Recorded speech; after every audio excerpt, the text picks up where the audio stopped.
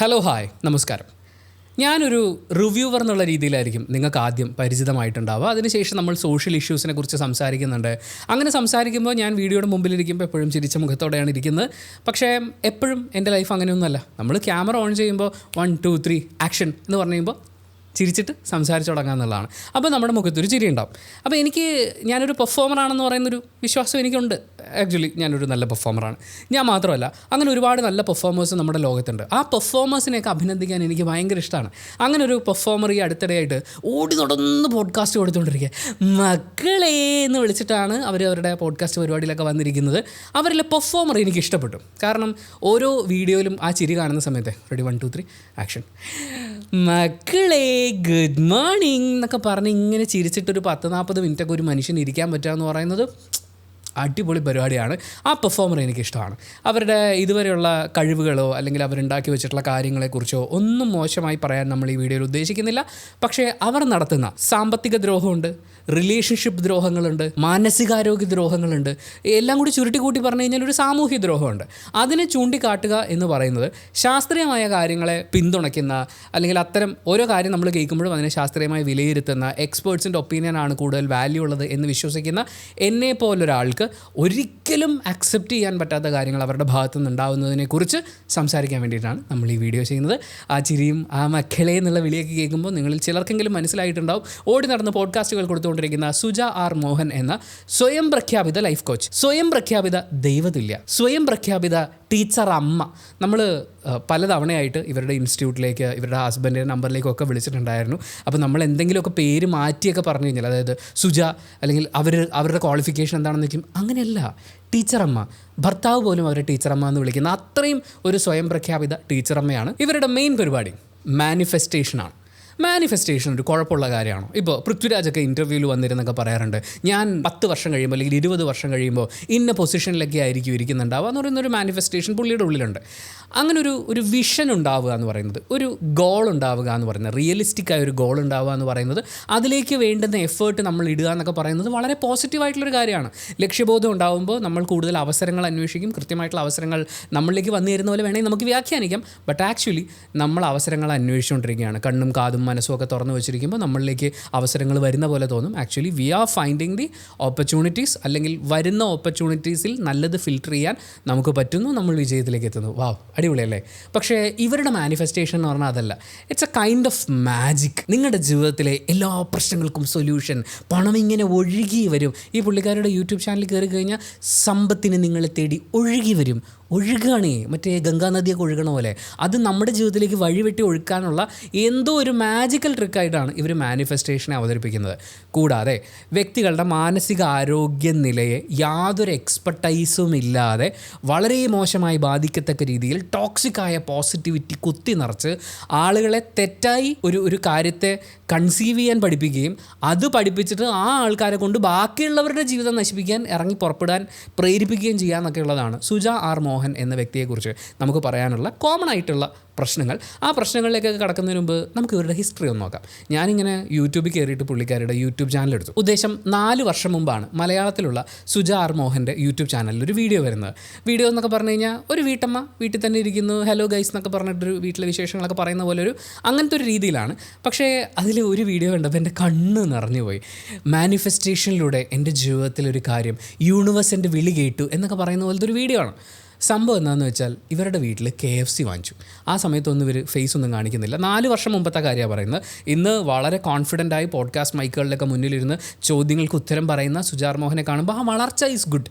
പക്ഷേ അന്ന് 4 വർഷം മുമ്പ് ഇവർ ചെയ്ത വീഡിയോ, ഞാൻ ആദ്യമായി KFC കഴിച്ചു, ഞാൻ ഇതുവരെ KFC കഴിച്ചിട്ടില്ലായിരുന്നു, ഞാനത് എഴുതി യൂണിവേഴ്സിനെ ഇത് അറിയിച്ചു, അങ്ങനെ എൻ്റെ ജീവിതത്തിൽ മാനിഫെസ്റ്റേഷനിലൂടെ ആ KFC എൻ്റെ ജീവിതത്തിലേക്ക് വന്നു, നിങ്ങളും ഇതിൽ വിശ്വസിക്കൂ എന്ന് പറഞ്ഞിട്ട് ഈ കൃപാസനം മറ്റേ പരിപാടിയൊക്കെ വരുന്ന സമയത്ത് കുറേ പിള്ളേർ വന്നിട്ട് പറയില്ലേ, ഞാൻ നീറ്റ് പരീക്ഷയ്ക്ക് ചോദ്യപേപ്പർ കണ്ടപ്പോൾ തലകറങ്ങി, എനിക്കൊന്നും കിട്ടിയില്ല, അടുത്ത തവണ ഞാനിവിടെ വന്ന് ഉടമ്പടി വെച്ചു, ഇവിടുന്ന് കുറേ ഉപ്പും വെള്ളവും എണ്ണയൊക്കെ എനിക്ക് കിട്ടി, ഞാൻ ചോദ്യപേപ്പർ നോക്കി ഉപ്പ് വീശിയിട്ട് എഴുതിയപ്പോൾ എല്ലാം കറക്റ്റായി, എന്നെ മാതാവ് വിജയിപ്പിച്ചു എന്ന് പറയുന്ന പോലെ ഈ മാനിഫെസ്റ്റേഷൻ കാരണം ഇവരുടെ ജീവിതത്തിലേക്ക് KFC എത്തി ഗൈസ്. ഇതാണ് ഇവരുടെ ആദ്യകാലത്തൊരു വീഡിയോ.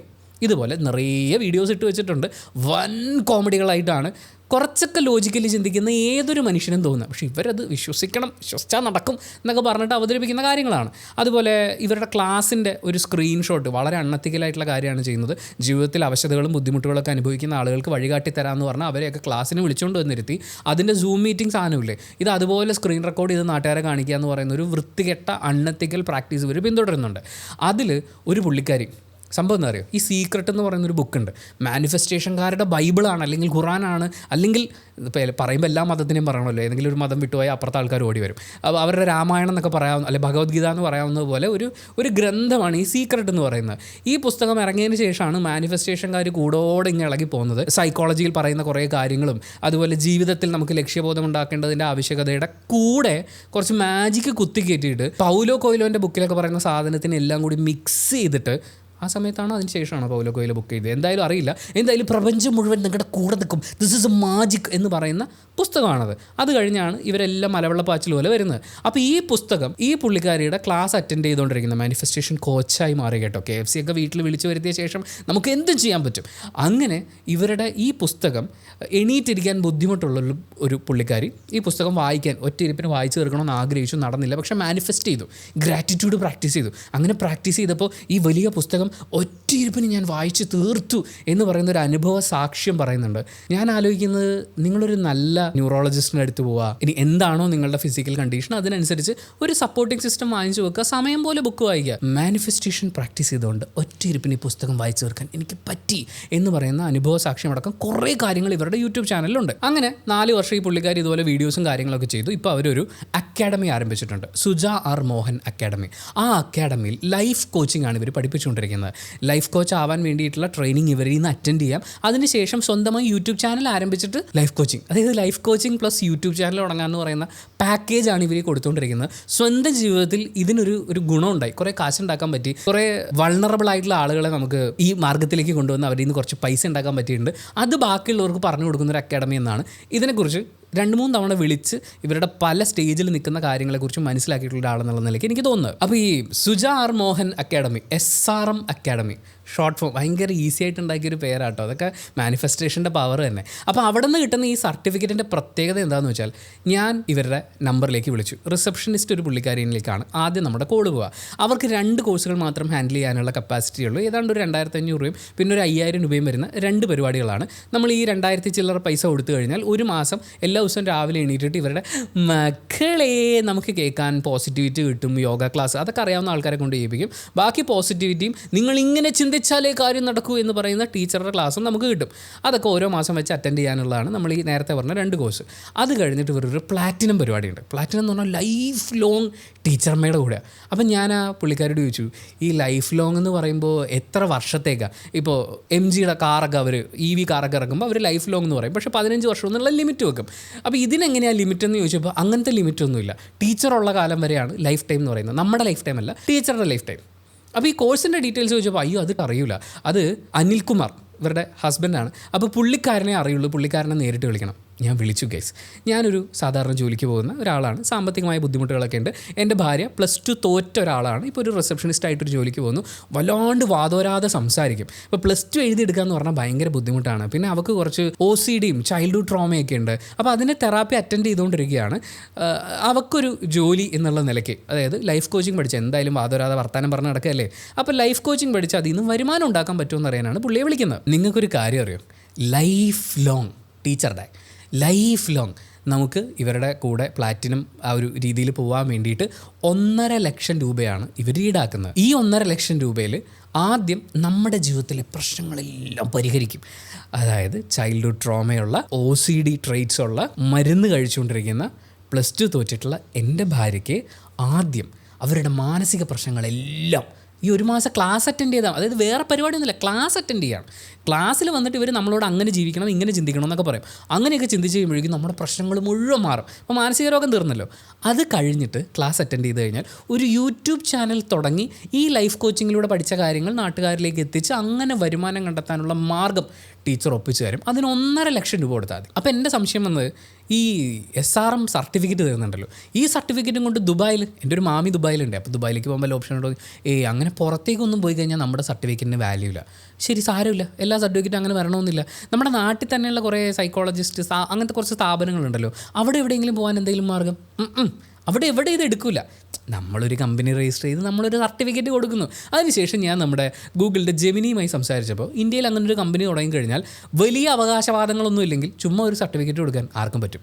എന്തായാലും പുള്ളിക്കാരി അങ്ങനെ ലൈഫ് കോച്ച് ആവാൻ വേണ്ടിയുള്ള SRM സർട്ടിഫിക്കറ്റ് കൊടുത്തുകൊണ്ടിരിക്കുകയാണ്. അത് പറയുമ്പോൾ എന്താണെന്നറിയില്ല. എറണാകുളത്ത് കലൂർ SRM റോഡുണ്ട്, അവിടുത്തെ ഒരു കടയിൽ നിന്നാണ് ഞാൻ ആദ്യമായിട്ട് ഈ ഫിഷ് ടാങ്കിലേക്ക് മീനെ വാങ്ങിക്കുന്നത്. അതൊക്കെ എനിക്ക് ഓർമ്മ വരുന്നുണ്ട്. എന്തായാലും ഈ SRM അക്കാഡമി തുടങ്ങിയിട്ടുള്ള ഇവരുടെ യൂട്യൂബ് ചാനലിൽ ഏറ്റവും കൂടുതൽ വ്യൂ കിട്ടിയിട്ടുള്ള വീഡിയോസ് നമ്മൾ എടുത്ത് നോക്കിയാൽ ഇപ്പോൾ ഒരു 1 മില്യൺ വ്യൂ ഒക്കെ വന്നിട്ടുള്ള വീഡിയോസ് ഉണ്ട്. പക്ഷേ ലേറ്റസ്റ്റ് ആയിട്ട് ഇടുന്ന വീഡിയോ ഒക്കെ ഒരു 15,000 20,000 മാക്സിമം വ്യൂ അത്രയൊക്കെ വരുന്നുള്ളൂ. ടീച്ചറമ്മയുടെ മാനിഫെസ്റ്റേഷൻ കുറയുന്നുണ്ട്. യൂട്യൂബ് ചാനലിൽ ഇടുന്ന എല്ലാ വീഡിയോയും 1 മില്യൺ ആവുന്ന പോലത്തെ ഒരു മാനിഫെസ്റ്റേഷൻ നടത്തുകയാണെന്നുണ്ടെങ്കിൽ ചാനലിൽ നിന്ന് മാത്രം ഒരു മൾട്ടി ബില്യണർ ആവാനുള്ള ഒരു ഓപ്ഷൻ ടീച്ചറമ്മയ്ക്ക് ഉണ്ടായിരുന്നു. പക്ഷേ ഇല്ല, നമുക്ക് കിട്ടിയിട്ടുള്ള മാജിക്കൽ പവേഴ്സ് നമ്മളങ്ങനെ ഉപയോഗിക്കുന്നത് ശരിയല്ല, അൺഎത്തിക്കലാണ്. വേറെ അൺഎത്തിക്കലായി ഒരുപാട് കാര്യങ്ങൾ ചെയ്യുന്നുണ്ട്. അപ്പോൾ ഏറ്റവും കൂടുതൽ വ്യൂ കിട്ടിയിട്ടുള്ള വീഡിയോ, പണം നിങ്ങളിലേക്ക് ഒഴുകി വരും. 4 കൊല്ലം മുമ്പ് യൂട്യൂബ് ചാനൽ ആരംഭിച്ച് മാനിഫെസ്റ്റേഷനിലൂടെ എല്ലാം നേടിക്കഴിഞ്ഞു എന്ന് പറയുന്ന ഈ ടീച്ചറമ്മ ഇങ്ങനത്തെ വീഡിയോസ് ഇടുമ്പോൾ അവർക്ക് 1 മില്യനും അതിനടുത്തൊക്കെ വ്യൂ വരുന്നുണ്ട്. സ്വാഭാവികമായി നമ്മൾ കുറച്ച് കോമൺ സെൻസ് ഒക്കെ വെച്ച് ആലോചിച്ച് നോക്കിയാൽ ഇവരൊരു യൂട്യൂബ് ചാനൽ തുടങ്ങി. ഇൻ്റർവ്യൂവിലൊക്കെ തന്നെ ഇവർ വന്നിരുന്ന് പറയുന്നത് അന്നൊരു ചാനൽ തുടങ്ങുമ്പോൾ അത് ക്ലിക്കായി. അവരിങ്ങനെ യൂട്യൂബിൽ വീഡിയോ ഒക്കെ ഇട്ട് കാശ് കിട്ടും, പ്രശ്നങ്ങൾ മാറും. ചില ഇൻസ്റ്റാഗ്രാം പേജിൽ കുറച്ച് പ്രായമായിട്ടുള്ള ചേച്ചിമാർ വന്നിട്ട് 6 കടുകെടുത്ത് വലത്തോട്ട് എറിഞ്ഞു കഴിഞ്ഞാൽ വീട്ടിലെ വഴക്ക് മാറുമെന്ന് പറയുന്ന പോലെ ടെക്നിക്കുകൾ അന്വേഷിച്ച് നടക്കുന്ന ആളുകൾ ഇവരിലേക്ക് ഒഴുകി വരുന്നു. അപ്പോൾ വൾണറബിൾ ആയിട്ടുള്ള പൈസയുടെ പേരിലും റിലേഷൻഷിപ്പിലും ബുദ്ധിമുട്ടുന്ന ആളുകൾക്ക് എന്തെങ്കിലും ഒന്ന് കൊടുത്തു കഴിഞ്ഞാൽ ആൾക്കാർ കൂട്ടത്തോടെ കാശുമായിട്ട് വന്നോളും. അങ്ങനെ കാശ് കിട്ടാവുന്നൊരു ടെക്നിക്ക് കിട്ടി, അത് വെച്ച് നേരെ പിടിച്ചു കയറി. പക്ഷേ ഞാനിങ്ങനൊന്നും പറയില്ല കേട്ടോ, നമ്മുടെ ഒരു കോമൺ സെൻസ് വെച്ച് ആലോചിച്ചപ്പോൾ കിട്ടിയതാണ്. മറ്റൊരു വീഡിയോ 8 ലക്ഷത്തിന് മുകളിൽ വ്യൂ ഉള്ളൊരു വീഡിയോ. ആ വീഡിയോ പ്രകാരം പണം നിങ്ങളിലേക്ക് ഒഴുകി വരാനുള്ളൊരു മന്ത്രം ഇനി ചൊല്ലാൻ നിങ്ങൾക്ക് ബുദ്ധിമുട്ടുണ്ടെങ്കിൽ 108 തവണ ടീച്ചറമ്മ തന്നെ ആ മന്ത്രം ചൊല്ലിയിട്ടിട്ടുണ്ട്. ആ മന്ത്രം ഞാൻ നിങ്ങൾക്ക് വേണ്ടി ഇവിടെ വായിക്കാം. വേണമെങ്കിൽ ഈ പോർഷൻ കട്ട് ചെയ്തൊരു 108 തവണ പ്ലേ ചെയ്യാം. Dear money, I am sorry. Dear money, forgive me. Dear money, thank you. Dear money, I love you. ഇങ്ങനെ 108 തവണ പറഞ്ഞാൽ പണം ഒഴുകി വരും. തൊട്ടപ്പുറത്തെ വീട്ടിൽ മണി എന്ന് പറഞ്ഞ പേരുള്ള ഒരാളുണ്ടെങ്കിൽ പണം മാത്രമല്ല ഒഴുകി വരിക, അതിൻ്റെ കൂടെ ബാക്കി പ്രശ്നങ്ങളും വരും. ഇവരിത് എന്ത് പഠിപ്പിക്കണമെന്ന് എനിക്ക് മനസ്സിലാവുന്നില്ല. പിന്നീട് ഇപ്പോൾ വരുന്ന പോഡ്കാസ്റ്റിലൊക്കെ പുള്ളിക്കാരി പറയുന്നത് വെച്ചിട്ട് ഞാനിപ്പോൾ ഒരു മൾട്ടി മില്യണറായി മാറിയെന്നാണ്. 4 വർഷം മുമ്പ് വീട്ടിലിരുന്ന് ഒരു മൊബൈൽ ഫോണിൽ മാത്രം വീഡിയോ ചെയ്തുകൊണ്ടിരുന്ന ഒരാൾ 4 വർഷം കൊണ്ട് മൾട്ടി മില്യണറായി. ഞാനൊരു ഫിനാൻസ് എക്സ്പേർട്ടിൻ്റെ അടുത്ത് ഇവർ ഈ പറയുന്ന വാദങ്ങളെക്കുറിച്ച് സംസാരിച്ചപ്പോൾ പുള്ളിക്കാരൻ എന്നോട് തിരിച്ചു ചോദിച്ചു, അവർ മില്യണർ എന്ന് പറയുമ്പോൾ ഏത് കറൻസിയിൽ മില്യണറാണ് എന്ന് പറയുന്ന കാര്യം ചോദിക്കണം എന്ന് പറഞ്ഞു. കാരണം ഡോളറിലാണ് നിങ്ങൾ മില്യണർ ആവുന്നതെങ്കിൽ ഇന്ത്യയിൽ നിങ്ങൾ കോടീശ്വരനാണ്. ഇന്ത്യൻ രൂപയിലാണ് നിങ്ങൾ മില്യണർ ആവുന്നതെങ്കിൽ 10 ലക്ഷം രൂപ നിങ്ങളുടെ കയ്യിൽ വന്നാൽ നിങ്ങൾ മില്യണറാണ്. പക്ഷേ ഇന്തോനേഷ്യയിൽ നിങ്ങൾ മില്യണർ ആവുകയാണെങ്കിൽ ഇവിടെ നിങ്ങൾ അത്ര വലിയ മില്യണറൊന്നും ആവില്ല, കാരണം അവിടുത്തെ കറൻസിയുടെ വാല്യൂ കുറവാണ്. അപ്പോൾ ഏത് കറൻസിയിൽ മില്യണറായി എന്ന് പറയുന്ന ഒരു ചോദ്യം അവിടെയുണ്ട്. എന്തായാലും പുള്ളിക്കാരി മൾട്ടി മില്യണറായി മാറി. ഇനി ബില്യണർ ആവും അത്രേ. 4,999 രൂപയ്ക്ക് സുജാർ മോഹൻ അക്കാഡമിയിൽ ബില്യണർ ആവാനുള്ള കോഴ്സ് ഉണ്ട്. ഏത്? 1 രൂപ കൂടുതലിട്ട് 5,000 രൂപ. 4,999 രൂപ എടുത്താൽ നിങ്ങൾ ബില്യണറാവും. പക്ഷേ 4 കൊല്ലമായി പുള്ളിക്കാരി പരിപാടി തുടങ്ങിയിട്ട്. എൻ്റെ ഈ ഒരു വീഡിയോസൊക്കെ കണ്ട് അല്ലെങ്കിൽ എൻ്റെ മോട്ടിവേഷൻ കാരണം ബില്യണർ ആയിട്ടുള്ള ഒരാളുണ്ടോ എന്ന് ചോദിച്ചു കഴിഞ്ഞാൽ കാണിച്ചു തരാനില്ല. ഇനി ഇങ്ങനൊരു കോഴ്സൊക്കെ കൊടുക്കുന്ന സമയത്ത് ആദ്യം സുജറ്റ് ടീച്ചർ, അയ്യോ അങ്ങനെ വിളിക്കരുത്, ടീച്ചറമ്മ എന്ന് വിളിക്കണം.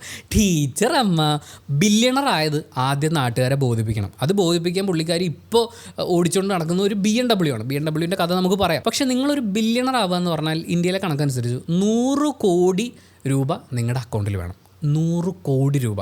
ആ 100 കോടി രൂപയ്ക്ക് നിങ്ങൾ ബില്യണർ ആയിട്ടുണ്ടെങ്കിൽ അതിൻ്റെ ITR ഫയൽ ചെയ്ത്, നമുക്ക് ബാങ്ക് അക്കൗണ്ട് ഒന്നും ഞാൻ ചോദിക്കില്ല, ITR ഫയൽ ചെയ്തത് ഒന്ന് കാണിച്ചാൽ മതി. ITR എന്ന് മാത്രമല്ല, 4 വർഷം കൊണ്ട് 100 കോടി പോട്ടെ, മൾട്ടി മില്യണർ എന്ന് പറഞ്ഞല്ലോ, അതായത് 2 അക്കത്തിൻ്റെ ലക്ഷങ്ങൾ ഇവരുടെ അക്കൗണ്ടിലുണ്ട്. ITR ഫയൽ ചെയ്തതിൻ്റെ ഒരു ചെറിയ പേപ്പർ കാണിച്ചാൽ മതി, അത്രേ ഉള്ളൂ. ഇന്ത്യയിൽ നിങ്ങൾ വരുമാനം ഉണ്ടാക്കുന്നുണ്ടെങ്കിൽ നിങ്ങൾ ഇൻകം ടാക്സ് ഫയൽ ചെയ്യണം. പിന്നെ ഒരു കമ്പനിയൊക്കെ രജിസ്റ്റർ ചെയ്തിട്ടുണ്ടല്ലോ, അപ്പോൾ അതിൻ്റെ GST, അതിലൂടെ വരുമാന കണക്കൊക്കെ വരുമല്ലോ.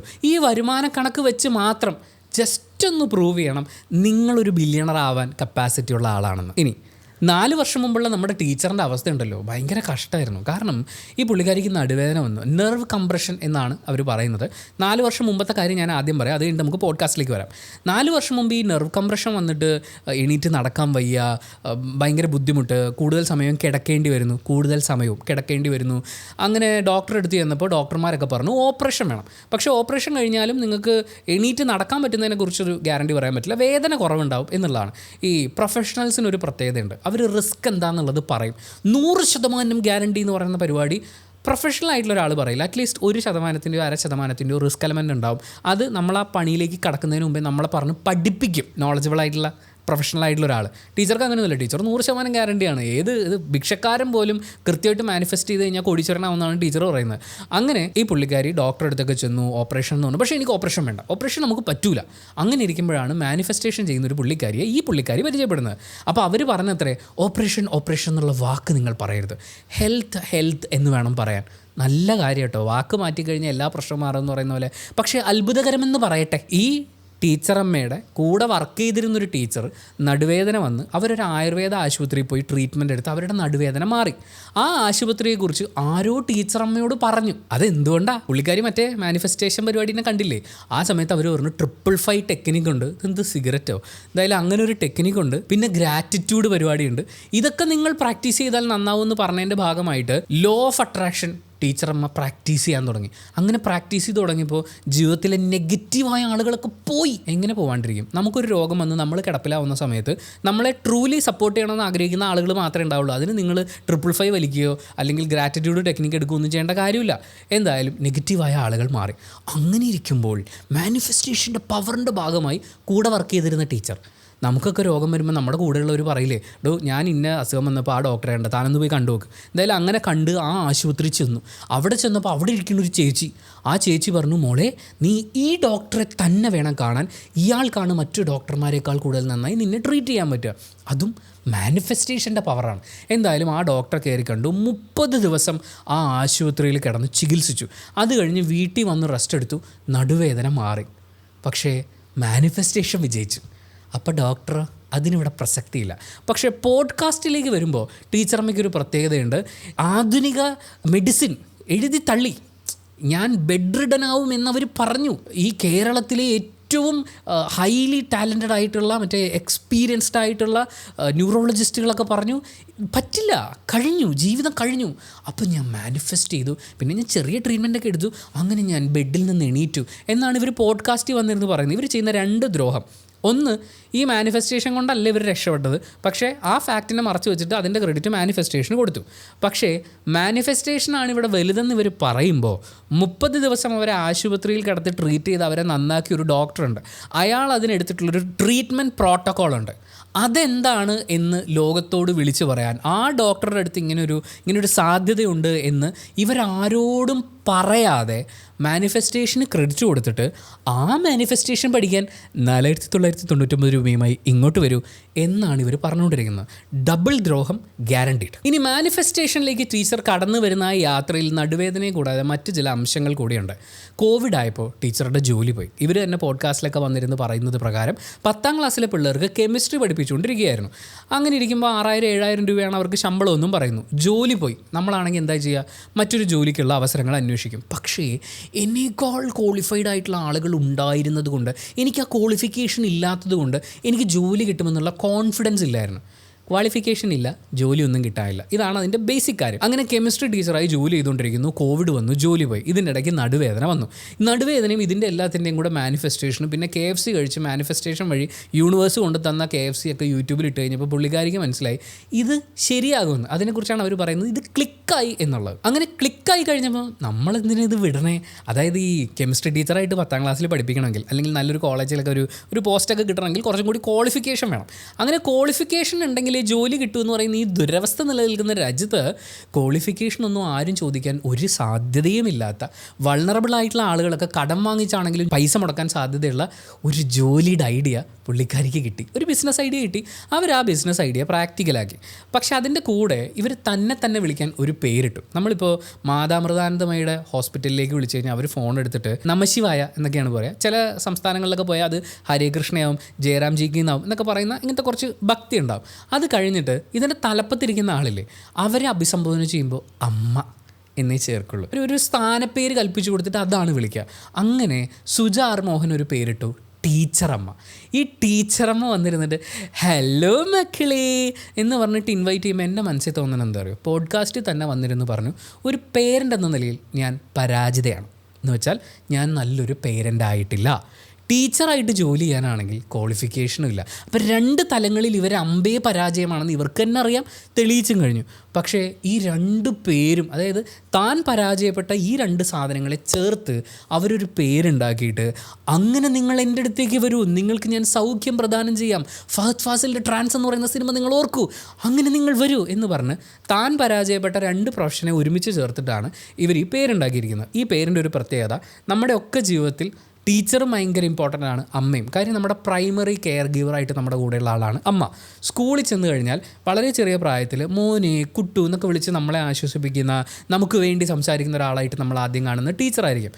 പക്ഷേ എല്ലാവരുടെയും ജീവിതത്തിൽ ഇതിങ്ങനെയല്ല. വളരെ ടോക്സിക് ആയിട്ടുള്ള, ദുരന്തം നിറഞ്ഞിട്ടുള്ള അമ്മമാരും ഉണ്ടാവും, ടീച്ചർമാരും ഉണ്ടാവും. ഈ 2 കാര്യങ്ങളെ ചേർത്ത് വെച്ചിട്ട് നിങ്ങളുടെ ജീവിതത്തിൽ കിട്ടാതെ പോയ നല്ല അമ്മയും നല്ല ടീച്ചറും ഞാനാകുന്നു എന്ന് പറഞ്ഞ് വിളിക്കുന്ന ആൾ ദൈവങ്ങളുടെ ടെക്നിക്കാണ് ഇവിടെ ടീച്ചർ അമ്മ ഉപയോഗിച്ചുകൊണ്ടിരിക്കുന്നത്. അവർ ടീച്ചറുമാകുന്നു, അമ്മയുമാകുന്നു, 2 പണിയിലും തോറ്റുപോയ ആളാണ്. ഇത് കേൾക്കുമ്പോൾ ചില ആളുകൾക്ക് ഭയങ്കര ഒരു ഫീലാണ്. ഇപ്പോൾ നമ്മൾ ഈ മാതൃത്വം എന്ന് പറയുന്നതിൻ്റെ ഗ്ലോറിഫൈഡ് വേർഷനെക്കുറിച്ച് വീഡിയോ ചെയ്തു കഴിഞ്ഞാൽ ഭയങ്കര സപ്പോർട്ടായിരിക്കും. പക്ഷേ അതങ്ങനെ ഗ്ലോറിഫൈ ചെയ്യപ്പെടേണ്ട ഒരു കാര്യമല്ല. നിങ്ങൾ ഒരു തീരുമാനമെടുത്തു, അത് നിങ്ങൾ ചെയ്തു, അത് വളരെ നല്ല രീതിയിൽ ചെയ്യുന്നതിൽ നിങ്ങൾ അഭിനന്ദനം അർഹിക്കുന്നു എന്ന് പറയുന്ന അത്രയേ ഉള്ളൂ.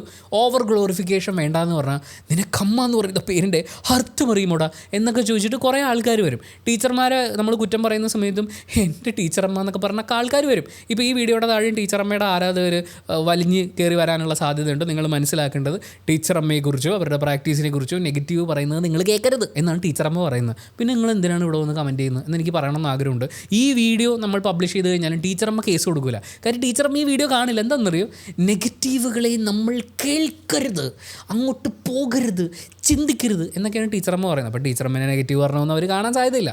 എനിവേ, വളരെ ടോക്സിക്കായി നമ്മുടെ ജീവിതത്തിൽ ഇൻഫ്ലുവൻസ് ഉണ്ടാക്കാൻ സാധ്യതയുള്ള ടീച്ചറും അമ്മയും ഒക്കെ ഒരുമിച്ച് വരുന്നത് പോലെയാണ് ഈ ടീച്ചറമ്മ പഠിപ്പിക്കുന്ന കാര്യങ്ങൾ കേൾക്കുമ്പോൾ നമുക്ക് ഫീൽ ചെയ്യുന്നത്. നമുക്കിനി ടീച്ചറമ്മയുടെ ദ്രോഹങ്ങളിലേക്ക് കിടക്കാം. അതിൽ ആദ്യത്തെ ദ്രോഹം മാനസിക ആരോഗ്യ ദ്രോഹമാണ്. അവരെ തന്നെ വിളിക്കുന്ന പേര് ലൈഫ് കോച്ച് എന്നാണ്. ലൈഫ് കോച്ചിങ്ങിൻ്റെ കോഴ്സൊക്കെയാണ് ഇവരുടെ വെബ്സൈറ്റിൽ പ്രൊമോട്ട് ചെയ്യുന്നത്. നമുക്ക് ഇവരുടെ വെബ്സൈറ്റിലേക്ക് പോയാലും ആദ്യം കാണാൻ പറ്റുന്ന വാക്ക് ലൈഫ് കോച്ചിങ് എന്നുള്ളതാണ്. ഇവർ BEd കെമിസ്ട്രി കഴിഞ്ഞിട്ടുള്ള ഒരാളാണ്. ലൈഫ് കോച്ച് ആവാൻ വേണ്ടി നമ്മുടെ നാട്ടിൽ കുറേ സർട്ടിഫൈഡ് കോഴ്സുകളുണ്ട്. ഈ പറയുന്ന കോഴ്സുകളൊന്നും തന്നെ ഇവർ ചെയ്തിട്ടില്ല. കാരണം ഇവരുടെ ഹസ്ബൻഡിനോട് സംസാരിക്കുന്ന സമയത്താണെങ്കിലും ഈ റിസപ്ഷനിസ്റ്റ് പാവോട്ട ആ ചേച്ചിയൊക്കെ, പുള്ളിക്കാരിക്ക് ഇതിനെക്കുറിച്ച് ഒരു ധാരണയില്ല. എന്തായാലും ആ ചേച്ചിനെ വിളിച്ച് ചോദിക്കുമ്പോഴാണെങ്കിലും ഇവർക്ക് ഒരു സർട്ടിഫിക്കേഷനെ കുറിച്ച് നിങ്ങൾ ചോദിച്ചോ, ലോ ഓഫ് അട്രാക്ഷൻ എന്ന് പറയും. ഈ ടീച്ചർമാർ ഇവരിത് എങ്ങനെയാണ് ഈ ലൈഫ് കോച്ചിങ് ചെയ്യുന്നത്, ഇവരെങ്ങനെയാണ് ഈ മെൻ്റൽ ഹെൽത്ത് ഇഷ്യൂസ് ഉള്ളവരെയൊക്കെ ഡീൽ ചെയ്യുന്നത്, ലോ ഓഫ് അട്രാക്ഷൻ പ്രാക്ടീസ് അതേ ഉള്ളൂ. ഇവരുടെ കയ്യിൽ വേറൊരു തേങ്ങയില്ല. പ്രൊഫഷണൽ ലൈഫ് കോച്ച് എന്നവർ സ്വയം വിളിക്കുമ്പോൾ പ്രൊഫഷണൽ ആവാനുള്ള ക്വാളിഫിക്കേഷൻ ചോദിച്ചു കഴിഞ്ഞാൽ ജീവിതത്തിലെ അനുഭവങ്ങളും പിന്നെ ഞാൻ പുസ്തകങ്ങളിലൂടെ വായിച്ചു മനസ്സിലാക്കിയതും എന്നൊക്കെ വെച്ചിട്ടാണ് ഇവർ പുഷ് ചെയ്യുന്നത്. ഈ ജീവിതാനുഭവം ഉള്ളവരെല്ലാം മെൻ്റൽ ഹെൽത്ത് സ്പെഷ്യലിസ്റ്റുകളായി ഇറങ്ങാൻ തുടങ്ങുന്നു എന്ന് പറയുന്നൊരു മോശം അവസ്ഥ നമ്മുടെ സമൂഹത്തിലുണ്ട്. അങ്ങനെയുള്ള കുറച്ച് ആളുകളെ കുറിച്ച് നമുക്കിനി പറയാനുമുണ്ട്.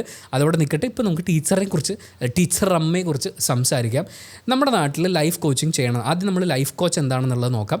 ലൈഫ് കോച്ച് എന്ന് പറഞ്ഞാൽ ഒരാളോട് നിങ്ങൾ ഇങ്ങനെ ജീവിക്കണം എന്ന് പറയുന്ന കോച്ചല്ല, അതിനകത്ത് കോച്ച് എന്നുള്ള വാക്കുണ്ടെന്ന് വെച്ചിട്ട് അവർ നമ്മളോട് ഇങ്ങനെ ജീവിക്കണം എന്ന് പറയുന്ന, ഇങ്ങനെയാണ് നിങ്ങൾ പ്രാക്ടീസ് ചെയ്യേണ്ടത് എന്ന് പറയുന്ന, ഇതാണ് നിങ്ങൾ ചെയ്യേണ്ടത് എന്ന് പറഞ്ഞു തരുന്ന ഒരു കോച്ചോ ഗൈഡോ അല്ല. നമ്മുടെ ജീവിതത്തിൽ നമ്മൾ വളരെ കൺഫ്യൂസ്ഡ് ആയിട്ടുള്ളൊരു സിറ്റുവേഷനിൽ നിൽക്കുമ്പോൾ, നമുക്ക് എന്താണ് ചെയ്യേണ്ടതെന്നൊരു ധാരണ ഇല്ലാതിരിക്കുമ്പോൾ, നമുക്ക് കുറച്ചും കൂടി കൃത്യതയുള്ളൊരു ഗോൾ വേണം ലൈഫിൽ എന്ന് തോന്നുമ്പോൾ, അതിന് നമ്മളെ ഹെൽപ്പ് ചെയ്യുന്ന ഒരു തീരുമാനത്തിലേക്ക് അറൈവ് ചെയ്യാൻ നമ്മളെ ഹെൽപ്പ് ചെയ്യുന്ന ഒരാളാണ് ലൈഫ് കോച്ച് എന്ന് പറയുന്നത്. പക്ഷേ ടീച്ചറമ്മയുടെ ലൈഫ് കോച്ച് എന്ന് പറഞ്ഞു കഴിഞ്ഞാൽ അതല്ല. ടീച്ചറമ്മ പറയും നിങ്ങൾ നെഗറ്റീവുകളെ മാറ്റി നിർത്തുക, അവരിവരും പറയുന്നത് കേൾക്കാതിരിക്കുക, അങ്ങനെ ഈ ലോകം മുഴുവൻ നിങ്ങൾ ഷട്ട് ഡൗൺ ചെയ്യുക. എന്നിട്ട് നിങ്ങൾക്കൊരു ലക്ഷ്യമുണ്ടെന്ന് നിങ്ങൾ എഴുതി വെക്കുക, ഗ്രാറ്റിറ്റ്യൂഡ് എഴുതി വെക്കുക. എന്നിട്ട് നിങ്ങൾ അതിനുവേണ്ടി ആഗ്രഹിക്കുക, ഇരുന്ന് മാനിഫെസ്റ്റ് ചെയ്യുക, ഇങ്ങനെ വരും എന്ന് പറഞ്ഞവരാണ് ഇവർ ചെയ്യുന്നത്. That is not what professional life coach would do. ഇവരുടെ ഈ SRM ലൈഫ് കോച്ചിങ് ദ്രോഹത്തിനെ കുറിച്ച് അറിയാൻ വേണ്ടിയിട്ട് നമ്മളൊരു സർട്ടിഫൈഡ് ആയിട്ടുള്ള എക്സ്പീരിയൻസ്ഡ് ആയിട്ടുള്ള സ്വന്തമായി രജിസ്റ്റർ ചെയ്ത് കൃത്യമായ സർട്ടിഫിക്കേഷനോടുകൂടി പ്രവർത്തിക്കുന്ന ഒരു സ്ഥാപനം ഓൺ ചെയ്യുന്ന ഒരു ലൈഫ് കോച്ചിനോട് സംസാരിച്ചപ്പോൾ ഇന്ത്യയിൽ ലൈഫ് കോച്ചിങ് എന്ന് പറയുന്ന ഒരു കാര്യം കൃത്യമായി പഠിപ്പിച്ചു കൊടുക്കുന്ന, അതെങ്ങനെ വേണം എന്നുള്ളതിനെക്കുറിച്ച് സിസ്റ്റമാറ്റിക്കായ ഒരു ടീച്ചിങ് പ്രോസസ്സ് നടക്കുന്ന കുറച്ച് സർട്ടിഫിക്കേഷൻസ് ഉണ്ട്. അതിൽ വളരെ പ്രധാനപ്പെട്ട ഒന്ന് ICF സർട്ടിഫിക്കേഷനാണ്, ഇൻ്റർനാഷണൽ കോച്ചിങ് ഫെഡറേഷൻ. അവിടെ എങ്ങനെയാണെന്ന് വെച്ച് കഴിഞ്ഞാൽ അവർ ആദ്യം കാര്യങ്ങൾ പഠിപ്പിക്കും. മനഃശാസ്ത്രപരമായ കാര്യങ്ങളൊക്കെ ഡീൽ ചെയ്യുന്ന സമയത്ത് നമ്മൾ അറിഞ്ഞിരിക്കേണ്ട കുറേ കാര്യങ്ങൾ, കുറേ ടെക്നിക്കുകൾ ഇതൊക്കെ പഠിപ്പിച്ച ശേഷം വളരെ എക്സ്പീരിയൻസ്ഡ് ആയിട്ടുള്ള ഒരു മെൻറ്ററിനോടൊപ്പം ഇത്ര മണിക്കൂർ അവർ റിയൽ ആയിട്ടുള്ള ആളുകളോട് സംസാരിച്ച് ഇടപഴകി അങ്ങനെ എക്സ്പീരിയൻസ് ഉണ്ടാക്കിയതിന് ശേഷമാണ് ഇവർക്കൊരു സർട്ടിഫിക്കറ്റ് കിട്ടുക. അതും കുറേ നാളത്തെ അധ്വാനം ആവശ്യമായിട്ടുള്ള, കുറേ എക്സ്പീരിയൻസ് ആവശ്യമായിട്ടുള്ള കാര്യമാണ്. 4 വർഷം മുമ്പ് KFC വീട്ടിലെത്തിച്ച എക്സ്പീരിയൻസും വെച്ചാണ് ഇവിടെ ടീച്ചർ ലൈഫ് കോച്ചിങ് പഠിപ്പിക്കുന്നത്. ഇവർക്ക് സ്വന്തമായി സർട്ടിഫിക്കറ്റ് ഇല്ല, പക്ഷേ ഇവർ നാട്ടുകാർക്ക് മുഴുവൻ സർട്ടിഫിക്കറ്റ് കൊടുക്കുന്നുണ്ട്. അതിൻ്റെ ഏറ്റവും പ്രധാനപ്പെട്ട ഒരു പ്രശ്നം എന്ന് പറയുന്നത്, അല്ലെങ്കിൽ ഇവർക്കൊക്കെ ഏറ്റവും എളുപ്പമായി ഇത് മാറുന്നത് എങ്ങനെയാണെന്ന് ചോദിച്ചു കഴിഞ്ഞാൽ, ഇന്ത്യയിൽ ലൈഫ് കോച്ചിങ് എന്ന് പറയുന്നത് ഗവൺമെൻറ്റിനാൽ റെഗുലേറ്റ് ചെയ്യപ്പെടുന്ന ഒരു സെറ്റപ്പ് അല്ല. അതിപ്പോൾ ഞാനിപ്പോൾ ഇൻഷുറൻസ് നിങ്ങൾക്ക് വിൽക്കാൻ പോവുകയാണെന്ന് വിചാരിക്കുക, ഞാൻ IRDAയുടെ സർട്ടിഫിക്കേഷൻ എടുക്കണം. ഇവിടെ അതിന് കൃത്യമായിട്ടുള്ള ഗവൺമെൻറ് ബോഡീസ് ഉണ്ട്. ഷെയർ വാങ്ങുന്നതിനെക്കുറിച്ചും SIPയെക്കുറിച്ചും ഒക്കെ ക്ലാസ് എടുക്കാൻ തുടങ്ങുമ്പോൾ അതിനെ ഇവിടെ റെഗുലേറ്റ് ചെയ്യുന്ന ഏജൻസികളുണ്ട്, ഗവൺമെൻറ് ഏജൻസികളുണ്ട്. ഇന്ത്യയിലെ മെൻ്റൽ ഹെൽത്ത് എന്ന് പറയുന്ന ഒരു സെഗ്മെൻറ്റിനെ മൊത്തത്തിൽ നോക്കുമ്പോൾ നമ്മുടെ ഒരു ദുരവസ്ഥയാണത്. ഇവിടെ കൃത്യമായിട്ടുള്ള ഗവൺമെൻറ് റെഗുലേഷൻസ് ഇല്ല. ഇതിനെ മുതലെടുത്തുകൊണ്ടാണ് ഇത്തരം തട്ടിപ്പുകാർ, മെൻ്റൽ ഹെൽത്ത് മേഖലയിലെ തട്ടിപ്പുകാർ തഴച്ചു വളരുന്നത്. ഇവിടെ ലൈഫ് കോച്ച് എന്നിവർ സ്വയം വിളിക്കുന്നതിന് കൃത്യമായിട്ടുള്ള ഗവൺമെൻറ് റെഗുലേഷൻ ഇല്ല. എനിക്കും വേണമെങ്കിൽ എൻ്റെ ജീവിതത്തിലെ അനുഭവങ്ങളൊക്കെ വെച്ച്, ഇപ്പോൾ എനിക്ക് കുറച്ച് ബ്രേക്കപ്പ് ഒക്കെ ഉണ്ടായിട്ടുണ്ട്, കുറച്ച് പ്രശ്നങ്ങൾ, ഫാമിലി ഇഷ്യൂസ്, ഇതൊക്കെ സോൾവ് ചെയ്ത് ഞാൻ ഹാപ്പി ആയിട്ടെന്നുള്ളൊരു രീതിയിൽ മുന്നോട്ട് പോവാണ്. എനിക്ക് എന്നെ ലൈഫ് കോച്ച് എന്ന് വിളിക്കാം. ഞാൻ എൻ്റെ ജീവിതത്തിൽ ചെയ്തിട്ടുള്ള കുറച്ച് കാര്യങ്ങൾ നിങ്ങളെ പഠിപ്പിക്കാൻ നോക്കാം. പക്ഷേ നിങ്ങളുടെ പ്രശ്നം അതല്ല. എൻ്റെയും നിങ്ങളുടെയും പ്രശ്നം ഡിഫറൻ്റ് ആണ്. എൻ്റെ പരിഹാരമല്ല നിങ്ങളുടെ പ്രശ്നത്തിനുള്ള പരിഹാരം. പക്ഷേ ഞാൻ ഇങ്ങനെയൊക്കെ ചെയ്തപ്പോൾ എനിക്ക് ഗുണമുണ്ടായെന്ന് വെച്ചിട്ട് നിങ്ങളിത് തന്നെ ചെയ്യണം എന്ന് പറഞ്ഞ് ഞാൻ പഠിപ്പിക്കുന്നതിന് ഞാൻ തന്നെ ഇപ്പോൾ ഉണ്ണി വ്ളോഗ്സ് അക്കാഡമി എന്നൊരു അക്കാഡമി ഉണ്ടാക്കി എനിക്ക് നിങ്ങൾക്ക് സർട്ടിഫിക്കറ്റ് തരാം. But that's ethically wrong. പക്ഷേ എത്തിക്സ് മക്കളുടെ ടീച്ചറമ്മയ്ക്ക് അറിയില്ലല്ലോ. ചില ഘട്ടങ്ങളിൽ മാനസിക ബുദ്ധിമുട്ടുകൾ അനുഭവിക്കുന്ന ആളുകൾ ലൈഫ് കോച്ചിൻ്റെ അടുത്ത്, അതായത് സർട്ടിഫൈഡ് എക്സ്പീരിയൻസ്ഡ് റിയൽ ലൈഫ് കോച്ചിൻ്റെ അടുത്ത് വരുമ്പോൾ അവരെ സൈക്കോളജിസ്റ്റിൻ്റെ അടുത്തേക്കോ സൈക്യാട്രിസ്റ്റിൻ്റെ അടുത്തേക്കോ റെഫർ ചെയ്യുക എന്ന് പറയുന്ന ഒരു കാര്യം കൂടി ലൈഫ് കോച്ചിൻ്റെ ഏറ്റവും പ്രധാനപ്പെട്ട ഉത്തരവാദിത്തമാണ്. ഇപ്പോൾ എനിക്ക് എൻ്റെ ജീവിതത്തിൽ ഒരു ഗോളില്ല, അല്ലെങ്കിൽ ഒരു ക്ലാരിറ്റി ഇല്ല, ഞാൻ ലൈഫ് കോച്ചിൻ്റെ അടുത്ത് ചെന്ന് സംസാരിക്കുന്നു. അപ്പോൾ അവരെന്നോട് കുറച്ച് 1-2 സെഷനൊക്കെ സംസാരിച്ച് കഴിയുമ്പോൾ ഉണ്ണി ഒരു കാര്യം ചെയ്യും, ഞാനൊരു സൈക്കോളജിസ്റ്റ് നമ്പർ തരാം, ചില കാര്യങ്ങൾക്ക് കുറച്ചും കൂടി ക്ലാരിറ്റി ആവശ്യമാണ്, അത് അവരാണ് പഠിച്ചിട്ടുള്ളത്, അവർക്കേ തരാൻ പറ്റുള്ളൂ എന്ന് പറയുന്ന, അത് മറ്റേ ഹമ്പിളാവുന്നതുകൊണ്ടല്ല, അതാണ് അതിൻ്റെ പ്രോട്ടോക്കോൾ. അത് പഠിച്ചിട്ടുള്ള ആളാണ് ലൈഫ് കോച്ച്. ടീച്ചറമ്മയ്ക്ക് അതില്ല. ദിവസം 4-5 ഗുളിക ഡിപ്രഷന് കഴിച്ചുകൊണ്ടിരുന്ന പേഷ്യൻസ് വരെ ഇപ്പോൾ 24 hours ഹാപ്പിനെസ്സിലാണ്. ഇവരെന്താണ് കഴിക്കാൻ കൊടുത്തതെന്നുള്ളതാണ് എൻ്റെ ബലമായ സംശയം. എങ്ങനെയാണ് ഒരു മനുഷ്യന് 24 മണിക്കൂർ ഹാപ്പി ആയിട്ടിരിക്കാൻ പറ്റുക? ഒന്നെങ്കിൽ അവരെ ബ്രെയിൻ വാഷ് ചെയ്തൊരു മൂഢസ്വർഗത്തിൽ കൊണ്ടെത്തിച്ചു, അല്ലെങ്കിൽ അവർക്ക് എന്തെങ്കിലും കൊടുത്തിട്ടുണ്ടാവും. ഇത് രണ്ടും ഒരു മനുഷ്യജീവിയോട് ചെയ്യാവുന്ന ഏറ്റവും വലിയ തെറ്റാണ്. അതുകൊണ്ടാണ് നമ്മൾ പറയുന്നത് ടീച്ചറമ്മ ചെയ്യുന്നത് മാനസിക ആരോഗ്യ ദ്രോഹമാണ്. ഈ ദ്രോഹത്തിൽ പങ്കാളികളായ കുറച്ച് ആളുകളുടെ പേരുകൾ കൂടി പറയേണ്ടതുണ്ട്. 1 വീണ മുകുന്ദൻ, 2 സുജിത് ഭക്തൻ, മറ്റൊന്ന് ധന്യ വർമ്മ, മറ്റൊന്ന് കാർത്തിക് സൂര്യ. നിങ്ങളൊക്കെ ഇവരെ വിളിച്ചുകൊണ്ട് വന്നിരുത്തി എന്തോ വലിയ എക്സ്പേർട്ടിനെ പോലെ, മാജിക്കൽ പവേഴ്സ് ഉള്ള ഒരാളെ പോലെ അവതരിപ്പിക്കുന്ന സമയത്ത് അത് ആളുകളിൽ ഉണ്ടാക്കുന്ന, ഇവർ ചെയ്യുന്ന സാമൂഹ്യ ദ്രോഹത്തിന് അല്ലെങ്കിൽ മാനസികാരോഗ്യ ദ്രോഹത്തിന് നിങ്ങൾ കൊടുക്കുന്ന വിസിബിലിറ്റി, അതൊരു വലിയ ദ്രോഹമാണ്. ധന്യവർമ്മയുടെ ചോദ്യങ്ങളൊക്കെ കേട്ട് അവരുടെ ആ ഇരിപ്പൊക്കെ കാണുമ്പോണ്ടല്ലോ പുച്ഛം തോന്നാണ്. നിങ്ങൾ ശരി, ഈ ടീച്ചർ അമ്മ എന്ന് സ്വയം വിളിക്കുന്നയാൾ ചെയ്യുന്ന മാനസിക ആരോഗ്യ ദ്രോഹങ്ങൾ, നിങ്ങൾ കൂടി പങ്കാളിയാവുന്ന കാര്യങ്ങൾ, അതിൽ 1-2 ചോദ്യങ്ങളൊക്കെ തിരിച്ചു വയ്ക്കുന്ന കേൾക്കുമ്പോൾ ഇവർ ശരിക്കും ഇതിനൊന്ന് എതിർക്കാനുള്ള തുടക്കമാണല്ലോ എന്ന് തോന്നും. പക്ഷേ പിന്നെയും അതിനെ ന്യായീകരിച്ച് മെഴുകാനുള്ള അവസരം കൊടുക്കുകയാണ് ഇവർ ചെയ്തുകൊണ്ടിരിക്കുന്നത്.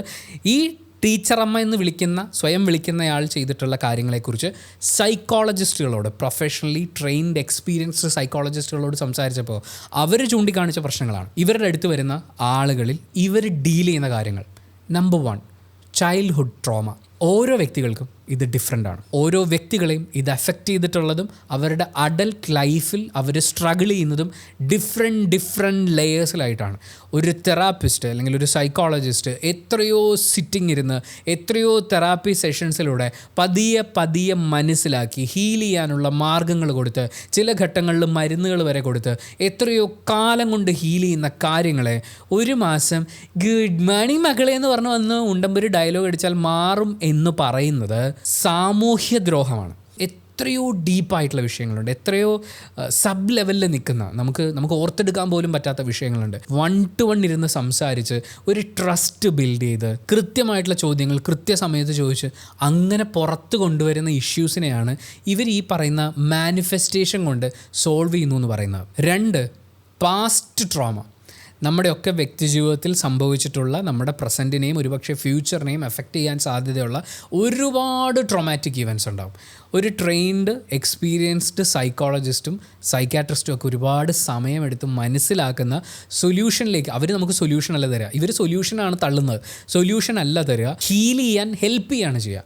ആ പെർട്ടിക്കുലർ ട്രോമാറ്റിക് ഇവൻറ്റിനെ കുറിച്ച് ആലോചിക്കുമ്പോൾ അല്ലെങ്കിൽ അത് കാരണം നമ്മുടെ ജീവിതത്തിനെ അഫക്റ്റ് ചെയ്യുന്ന രീതിയിൽ നിന്ന് മാറി അതിനെ ഒരു ഇൻസിഡൻ്റായി ഒരു ഫാക്റ്റായി കണ്ട് മനസ്സിലാക്കി അത് നമ്മുടെ ഇന്നത്തെ ലൈഫിനെ ബാധിക്കുന്നതിൽ നിന്ന് അതിനെ എങ്ങനെ ഒരു നല്ല ആംഗിളിലേക്ക് മാറ്റിയെടുക്കാമെന്ന് പറയുന്ന രീതിയിൽ നമ്മളെ ഹീൽ ചെയ്യാൻ ഹെൽപ്പ് ചെയ്യാണ് ചെയ്യുക. 3, ചെറുപ്പകാലങ്ങളിൽ ഉണ്ടാവുന്ന അടക്കമുള്ള സെക്ഷൽ അബ്യൂസ്. ഏതാണെന്ന് തിരിച്ചറിയാൻ പറ്റാത്തൊരു ചെറിയ പ്രായത്തിൽ നമുക്ക് നേരെ ഒരു നരാധമനായിട്ടുള്ള മനുഷ്യത്വം എന്ന് പറയുന്ന സാധനമില്ലാത്ത ഒരാൾ നടത്തിയ നായാട്ടിൻ്റെ എത്രയോ ഉണങ്ങാത്ത മുറിവുകൾ നമ്മുടെ ഉള്ളിലുണ്ടാവും. ഇത് മുഴുവൻ ഞാൻ ഹീൽ ചെയ്ത് തരും. നമ്മൾ നേരത്തെ പറഞ്ഞ പോലെ ഒരുപാട് സമയമെടുത്ത് ഇമോഷൻസിനെ അഡ്രസ്സ് ചെയ്ത് അതിനെ വാലിഡേറ്റ് ചെയ്ത് അങ്ങനെ ഹീൽ ചെയ്ത് വരാൻ സമയമെടുക്കേണ്ട ഒരു പ്രോസസ്സിനെ ഞാൻ ശരിയാക്കി തരാം എന്നാണ് ഈ ടീച്ചർ അമ്മ പറയുന്നത്. മാരേജ് റിലേഷൻഷിപ്പിലുണ്ടാവുന്ന പ്രശ്നങ്ങൾക്ക് പോസിറ്റീവായ അഫർമേഷൻ കൊടുത്ത് പരിഹാരം കണ്ടെത്താൻ പറ്റും എന്നിവർ പറയുമ്പോൾ ഇവർ ഇൻ്റർവ്യൂസിലും അതുപോലെ ഇവരുടെ സ്വന്തം വീഡിയോയിലൊക്കെ പറയുന്നത് 3 വിഷയങ്ങളാണ്. വിവാഹത്തിന് ശേഷം ഉണ്ടാകുന്ന സ്ത്രീയും കല്യാണം കഴിക്കുന്ന അവരുടെ പാർട്ട്ണർ പുരുഷനുമായിട്ടുള്ള പ്രശ്നങ്ങൾ. 2, സ്ത്രീയും അവർ കല്യാണം കഴിച്ച് ചെല്ലുന്ന വീട്ടിലെ ഇൻലോസുമായിട്ടുള്ള പ്രശ്നങ്ങൾ. 3, സ്ത്രീയെ പരിഗണിക്കാതെ ഭർത്താവ് ഉണ്ടാക്കുന്ന എക്സ്ട്രാ മാരിറ്റൽ അഫെയർ. ഈ 3നും പരിഹാരം എന്താ അറിയോ? പ്രശ്നങ്ങൾ 3 മാറി വന്നില്ലേ? പക്ഷേ ഇവിടെ പ്രശ്നക്കാരാരാ? ഈ പറയുന്ന കല്യാണം കഴിക്കുന്ന സ്ത്രീയാണ്. ഈ സ്ത്രീ എന്താ ചെയ്യേണ്ടതെന്നറിയോ? ഇൻലോസുമായിട്ട് പ്രശ്നങ്ങൾ ഉണ്ടാകുമ്പോൾ അതിനെല്ലാത്തിനെയും നമ്മൾ അവഗണിക്കുക, കേൾക്കാതിരിക്കുക, അത് കണ്ടില്ല എന്ന് വെക്കുക. ഇതാണ് പണ്ട് മറ്റേ വയസ്സായിട്ടുള്ള അപ്പൂപ്പന്മാരും അമ്മൂമ്മമാരും ഒക്കെ പറയാം, നീ അത് കണ്ടില്ല കേട്ടില്ല എന്ന് അടിച്ചിട്ട് സ്വയം അങ്ങോട്ട് സന്തോഷിക്കുക എന്ന് പറയുന്ന സെയിം പരിപാടി. 2ാമത്തെ പരിഹാരം, നിങ്ങൾ പോസിറ്റീവായി അഫർമേഷൻ കൊടുത്തുകൊണ്ടേയിരിക്കുക. ഞാൻ സന്തോഷവതിയാണ്, ഞാൻ സമാധാനവതിയാണ്, എല്ലാം ഓക്കെയാണ് എന്ന് സ്വയം പറഞ്ഞുകൊണ്ടിരിക്കുക. ഇപ്പുറത്തെ സൈഡിൽ കുത്തുവാക്കും നമുക്കുള്ള ബുദ്ധിമുട്ടുകളും ഒക്കെ ഉണ്ടാക്കിക്കൊണ്ടിരിക്കുന്ന നമുക്ക് അഡ്ജസ്റ്റ് ചെയ്യാൻ പറ്റാത്തൊരു സാഹചര്യം ഇവിടെ ഉണ്ട്. സാഹചര്യത്തെ ഇൻവാലിഡേറ്റ് ചെയ്യണം. അങ്ങനെ ഒരു സംഭവമേ ഇല്ല. പ്രശ്നം മുഴുവൻ നമ്മുടെ ഉള്ളിലാണ്, നമ്മളത് സോൾവ് ചെയ്യണം. അടിപൊളി സെറ്റപ്പ്. ഇനി അടുത്തത്, ഭർത്താവുമായിട്ട് പ്രശ്നങ്ങൾ ഉണ്ടാകുമ്പോൾ, ഭർത്താവ് വഴക്കിടുമ്പോൾ, തന്നോട് മോശമായി പെരുമാറുമ്പോൾ, സാധനങ്ങൾ എറിഞ്ഞുടക്കി അടക്കമുള്ള കാര്യങ്ങൾ ചെയ്യുമ്പോൾ ചിരിച്ചുകൊണ്ട് അതിനെ, അതായത് പുള്ളി ഇങ്ങനെ വഴക്ക് പറയുമ്പോഴും ചിരിച്ചുകൊണ്ടിരിക്കുക. കാരണം നമ്മൾ മെഡിറ്റേഷനും മാനിഫെസ്റ്റേഷനും ചെയ്യല്ലേ, അപ്പോൾ നമുക്ക് ദേഷ്യം വരില്ല. ടീച്ചറമ്മ പറയണത് എന്താ അറിയോ? അതായത് നമ്മൾ കൃത്യമായിട്ട് മെഡിറ്റേഷൻ ചെയ്യുകയാണെങ്കിൽ ദേഷ്യപ്പെടണമെന്ന് വിചാരിച്ചാലും നമുക്ക് ദേഷ്യം വരില്ല. അതായത് നിങ്ങളുടെ ഉള്ളിലുണ്ടാകുന്ന ദേഷ്യം എന്ന് പറയുന്ന ഇമോഷനെ സപ്രസ് ചെയ്തിട്ട് അതിനും മുകളിൽ നിങ്ങൾ ചിരിച്ചഭിനയിക്കുക എന്നുള്ളതാണ് ഒരു സൊല്യൂഷൻ. ഒരു സ്ത്രീ എന്ന നിലയിൽ നമുക്ക് യോജിക്കാൻ പറ്റാത്ത ബുദ്ധിമുട്ടുണ്ടാകുന്ന സാഹചര്യം ഉണ്ടാവുമ്പോൾ ഞാൻ സന്തോഷവതിയാണ്, ഞാൻ സമാധാനവതിയാണ്, ഐ ആം കോൺഫിഡൻറ്റ് എന്ന് പോസിറ്റീവായ അഫർമേഷൻ കൊടുത്തുകൊണ്ടിരിക്കുക. ഇവിടെയൊക്കെ ഇവർ ചെയ്യുന്നത് നമ്മുടെ ഇമോഷൻസിനെ സപ്രസ് ചെയ്യുക എന്നുള്ളതാണ്. എത്ര നാൾ നമ്മൾ സപ്രസ് ചെയ്യും? മാനിഫെസ്റ്റേഷനിൽ വിശ്വസിക്കുന്നവർ, ഈ ടീച്ചറമ്മ ജീവനോടിരിക്കുന്ന മാത്രമേ നിങ്ങൾ പ്ലാറ്റിനം എടുത്താലും നിങ്ങൾക്ക് ഇത് കിട്ടുള്ളൂ. ഇവർ ഈ പറയുന്ന ടോക്സിക് പോസിറ്റിവിറ്റി നിങ്ങൾക്ക് ഡെലിവർ ചെയ്ത് കിട്ടുള്ളൂ.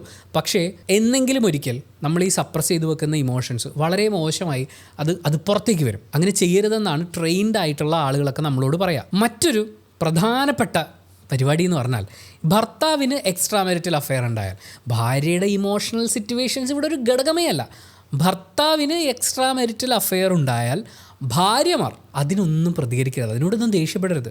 ഫുൾ ടൈം പോസിറ്റീവായിട്ടിരിക്കുക, എപ്പോഴും ചിരിച്ച മുഖത്തോടെ ഫുൾ പോസിറ്റീവ്, ഫുൾ കോൺഫിഡൻസിൽ ഇരിക്കുമ്പോൾ ഭാര്യമാരുടെ ഈ പോസിറ്റിവിറ്റി കണ്ട് എക്സ്ട്രാ മാരിറ്റൽ അഫെയറിൽ എന്തെങ്കിലും പ്രശ്നം ഉണ്ടാകുമ്പോൾ, അവിടെ ഒരു പെണ്ണുണ്ടല്ലോ, ആ പെണ്ണുമായിട്ട് എന്തെങ്കിലും പ്രശ്നം ഉണ്ടാകുമ്പോൾ ഭർത്താവ് ഭാര്യയിലേക്ക് തിരിച്ചു വരും.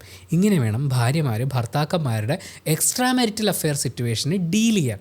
അപ്പോൾ ഇവർക്കുണ്ടാവുന്ന ദേഷ്യം, സങ്കടം, അയ്യോ അതൊക്കെ നെഗറ്റീവ് ഇമോഷൻസ് അല്ലേ, അതൊന്നും നമ്മളിവിടെ പറയരുത്, മൈച്ചള ഫുൾ പോസിറ്റീവായിട്ടിരിക്കുക എന്നുള്ളതാണ് ഈ ടീച്ചർ അമ്മ എന്ന് പറയുന്ന ദ്രോഹിസ്റ്റ് ഇവിടെ ചെയ്തുകൊണ്ടിരിക്കുന്നത്. ഇവരുടെ ഈ പോഡ്കാസ്റ്റൊക്കെ കണ്ടു കഴിഞ്ഞപ്പോൾ AMMയിൽ നടക്കുന്നതൊന്നും ഒന്നും അല്ലല്ലോ, ഇവിടെ ഒരു MA ഉണ്ടല്ലോ, ഇവരാണല്ലോ ഏറ്റവും വലിയ പ്രശ്നം എന്നാണ് തോന്നിയത്. ഈ പറഞ്ഞ പ്രശ്നങ്ങളില്ലേ, ഈ പ്രശ്നങ്ങൾക്കെല്ലാം ഇവർ കണ്ടുപിടിക്കുന്ന സൊല്യൂഷൻ എന്താ അറിയോ? നിങ്ങളുടെ മനസ്സിൽ നിന്ന് ആ നെഗറ്റീവായിട്ടുള്ള കാര്യങ്ങൾ എടുത്ത് കളഞ്ഞ് മനസ്സിനെ റീപ്രോഗ്രാം ചെയ്തു തരുന്നു എന്നാണ് പറഞ്ഞത്. ഈ റീപ്രോഗ്രാമിങ് എന്താണെന്നറിയോ? നെഗറ്റീവായിട്ടുള്ള കാര്യങ്ങളില്ലേ അത് മനസ്സിലേക്ക് കൊണ്ടുവരാതിരിക്കുക, എന്നിട്ട് പോസിറ്റീവായിട്ടുള്ള കാര്യങ്ങൾ ഇങ്ങനെ കുത്തി നിറച്ചുകൊണ്ടേയിരിക്കുക. അവിടെ ചെയ്തുകൊണ്ടിരിക്കുന്ന കാര്യം നമ്മളുടെ പാസ്റ്റ് ട്രോമയെ അഡ്രസ്സ് ചെയ്യുന്നില്ല. അതൊരു മുറിവാണ്. ആ മുറിവ് ഇരുന്ന് പഴുത്ത് നമുക്കത് ബുദ്ധിമുട്ടാവാൻ തുടങ്ങുമ്പോഴാണ് നമ്മൾ ട്രെയിൻഡ് ആയിട്ടുള്ള വിവരമുള്ള ഒരു സൈക്കോളജിസ്റ്റിൻ്റെ അടുത്ത് പോയി അത് ഹീൽ ചെയ്യുന്നത്, ആ മുറിവ് ഉണക്കുന്നത്. മുറിവാണ് ഇല്ലാണ്ടാവുന്നത്, അല്ലെങ്കിൽ അത് ഹീൽ ചെയ്യപ്പെടുക വെച്ചാൽ അതിൻ്റെ പാടവിടെ ഉണ്ടാവും, പക്ഷേ അത് ഒരു പഴയ മുറിവ് മാത്രമായി, മുറിവിൻ്റെ പാട് മാത്രമായിട്ട് അവശേഷിക്കും. നമ്മളതിൽ നിന്ന് ഹീലാവും.